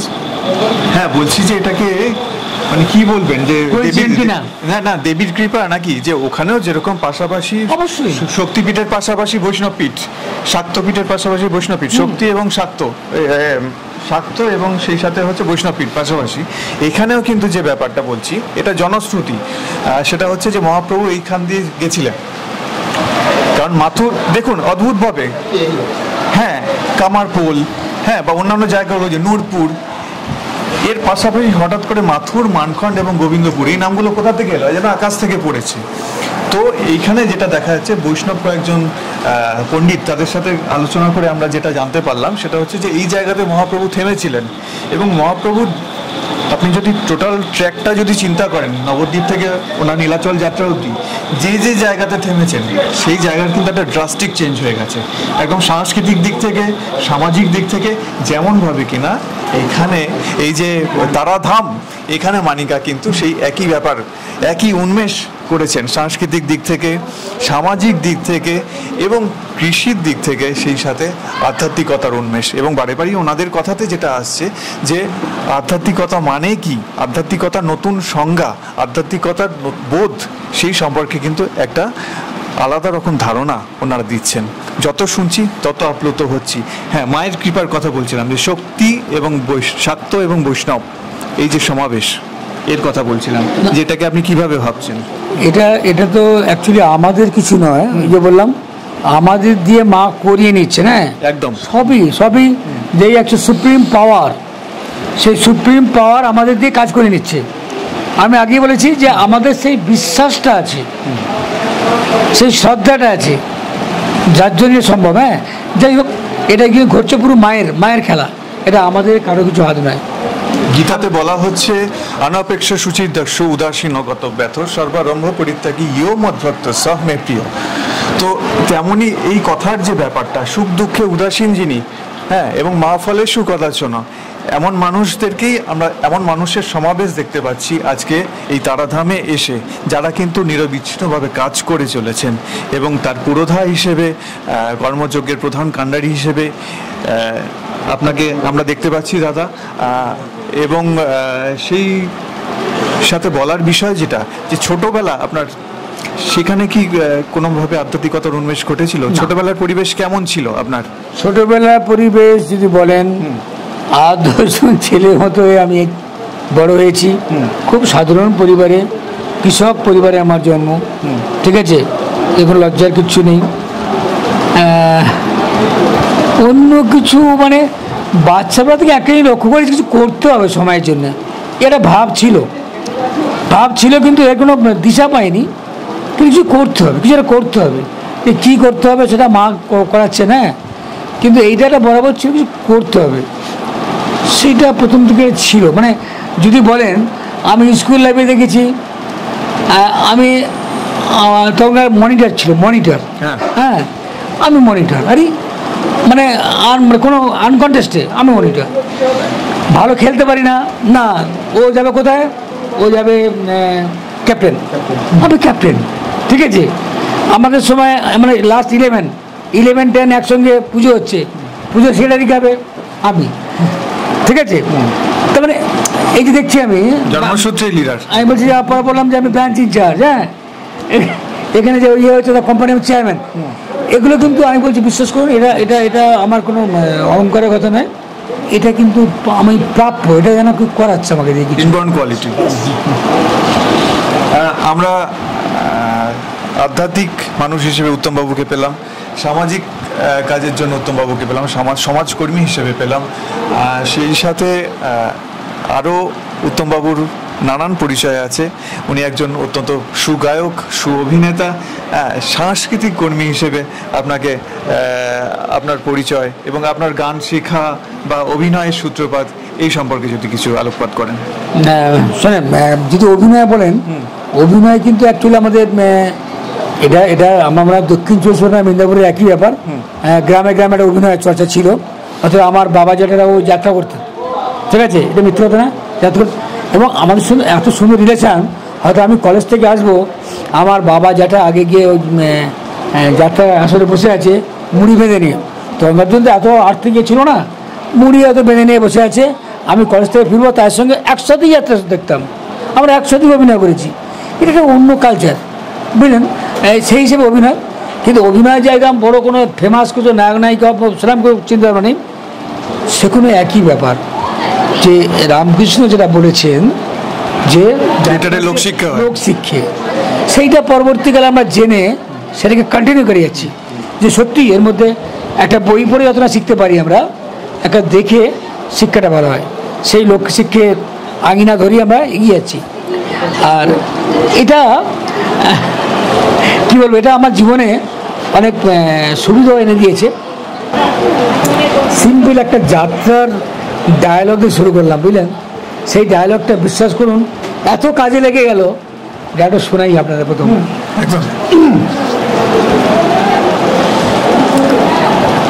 সব বসে আছে, সবার আগে বলি, বাংলার মান, বাংলার মর্যাদা রক্ষার প্রয়াসে আপনারা আমাকে অর্থ দিয়ে, সৈন্য দিয়ে সাহায্য করুন। যদি কখনো এই বিপদ থেকে পরিত্রাণ পাই, সেদিন আপনারা আমার বিচারে বসবেন। আমাকে অযোগ্য মনে করে আর কাউকে যদি সিংহাসনে বসাতে চান, শিষ্ট মনে ছেড়ে দেব। জাফর আলী খান, আপনি আমার আত্মীয়, বিপদে আপন জন জেনে বুকে ভরসা নিয়ে যার কাছে দাঁড়ানো যায়, সেই তো আত্মীয়। লোভে পড়ে অথবা মোহের বশে মানুষ অনেক সময় অনেক অন্যায় কাজে প্রবৃত্ত হয়। লোভ মোহ জয় করে যে মেরুদণ্ড সোজা করে দাঁড়াতে পারে, সেই তো পুরুষ। সেই পৌরুষ আপনার আছে, আমি তা জানি। রাজারাজ বলল, ভাগ্যবান জগৎ শেঠ, শক্তিমান রায় দুর্লভ। বাংলা শুধু হিন্দুর নয়, বাংলা শুধু মুসলমানের নয়, মিলিত হিন্দু মুসলমানের মাতৃভূমি গুলবাগ এই বাংলা। অন্যায় আমি যা করেছি মিলিত হিন্দু মুসলমানের কাছেই করেছি, আঘাত যা পেয়েছি তাও মিলিত হিন্দু মুসলমানের কাছ থেকেই পেয়েছি। পক্ষপাতিত্বের অপরাধে আমরা কেউ অপরাধী নই। আজ বাংলার ভাগ্যা কাছে দুর্যোগের ঘনঘটা, তার সামরি প্রান্তরে দাঁড়িয়ে রুদ্রমানা জননী নিশা বসানায় প্রহর গণনায় অপেক্ষারত। বলো মা বলো, কে শোনাবে তোমার আশার বাণী? Pin drop of silent. আচ্ছা, পিন ড্রপ অফ সাইলেন্ট মানে এটা বলার পরে এই এতগুলো ডিও বা আমার সব বসারা বসে আছে, কেউ সাড়া করেনি। 1 মিনিট 2 মিনিট আমি কিছু বলতে পারছি না। আজকে যেটা বললাম এর থেকে তখন অনেক আবেগ ছিল। প্রথম সিনিয়র বলেন, বলুন আপনাদের মধ্যে কে মির্জাফর?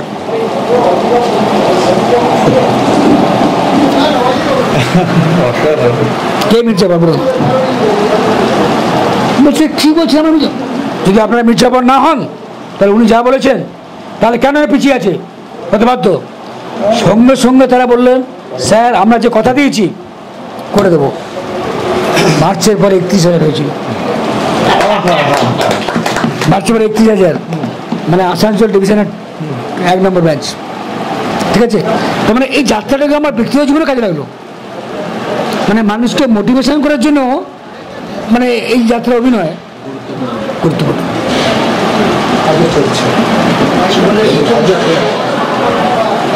এটা কিন্তু মুখস্থ করেছিলাম সম্ভবত আমাদের ডিএল এর একটা চ্যাপ্টার ছিল, ক্লাস 7 বা 8 ছিল একটা, ক্লাস 7 বা 8 একটা ডিএল এর একটা নাটকের ছিল একটা অংশ, সেই সময় মুখস্থ করেছিলাম।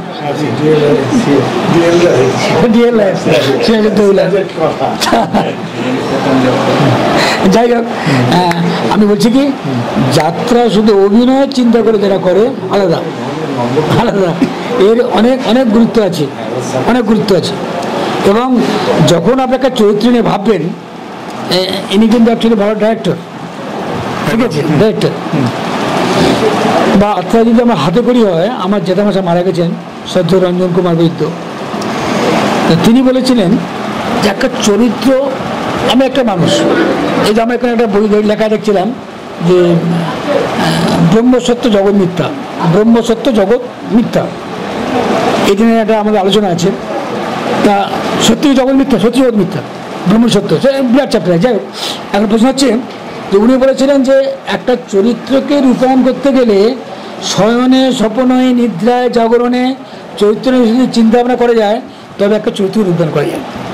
শুধু কতগুলো ডায়লগ মুখস্থ করে এলাম আর বলে এলাম তাই চরিত্র রূপায়ণ করা যায় না। প্রতি মুহূর্তে ভাবতে হবে যে এই চরিত্রে কেমন হাঁটা হবে, কেমন চলা হবে।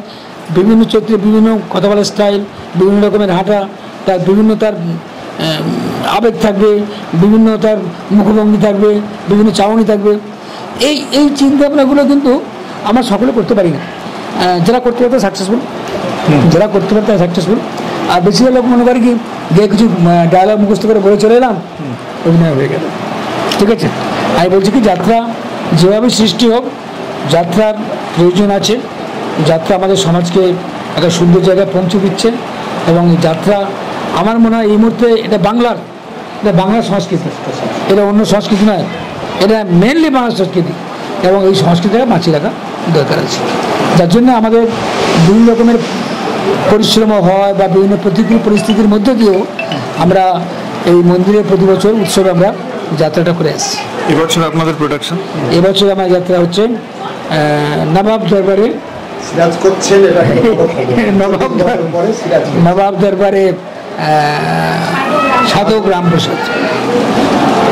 আগাম শুভেচ্ছা জানাই স্টার প্রোডাকশনের পক্ষ থেকে। এবং যাত্রা আবার আমরা চলে এলাম যাত্রাতে, মানে আবার হচ্ছে শ্রী চৈতন্যদেব, যার হাত ধরে বাংলার এই সংস্কৃতির উন্মেষ। এবং তখনকার দিনের যাত্রা চৈতন্যদেবের আমলে, সেই সময় থেকে ক্রমশ ফরম্যাট চেঞ্জ হয়েছে, হয়ে আজকের দিনে মানে যেটা আমরা দেখতে পাই সেটা ওয়ান ওয়াল যাত্রা হয়ে গেছে। কিন্তু তারপরেও বলবো যে প্রতিটা গ্রাম বাংলার যে সংস্কৃতি তার একটা গভীরে প্রথিত রয়েছে কিন্তু যাত্রার ভূমিকা। এবং আজও সমাজ জীবনে আমরা যেটা দেখতে পাই সেখানে কিন্তু যাত্রার একটা অবদান অনস্বীকার্য। এবং তারাধামের যে যাত্রাপথ যে শুরু হয়েছিল, যাত্রাকে কেন্দ্র করে যাত্রাপথ এবং তার সাথে তাদের যে প্রতিটা কর্মকাণ্ড, তার যে যাত্রাপথ আগামী দিনে আরও সাফল্যমণ্ডিত হোক, উত্তর শ্রীবৃদ্ধি হোক, এই প্রার্থনা করি। এবং সর্বশেষ স্টার প্রোডাকশনের দর্শক এবং এখানকার তারাধামের যে যারা পুণ্যার্থী তাদের জন্য আপনার বিশেষ বার্তা? একটাই বার্তা, যেটা মায়ের কাছে আমি রেগুলার বলি, সকলের মঙ্গল হোক। সকলের শুভ বুদ্ধি হোক, এটি বার্তা, অন্য কিছু নেই। শুভ বুদ্ধি দরকার, কারণ আমরা মনে হয় একটা ভ্রান্ত পথে সকলেই ঘুরছি কল্লুর বলদের মতো। সে জায়গাটা একটি কথা বলবো, শুভ বুদ্ধি হোক, আর কিছু। অনেক ধন্যবাদ স্টার প্রোডাকশনের পক্ষ থেকে আপনাকে।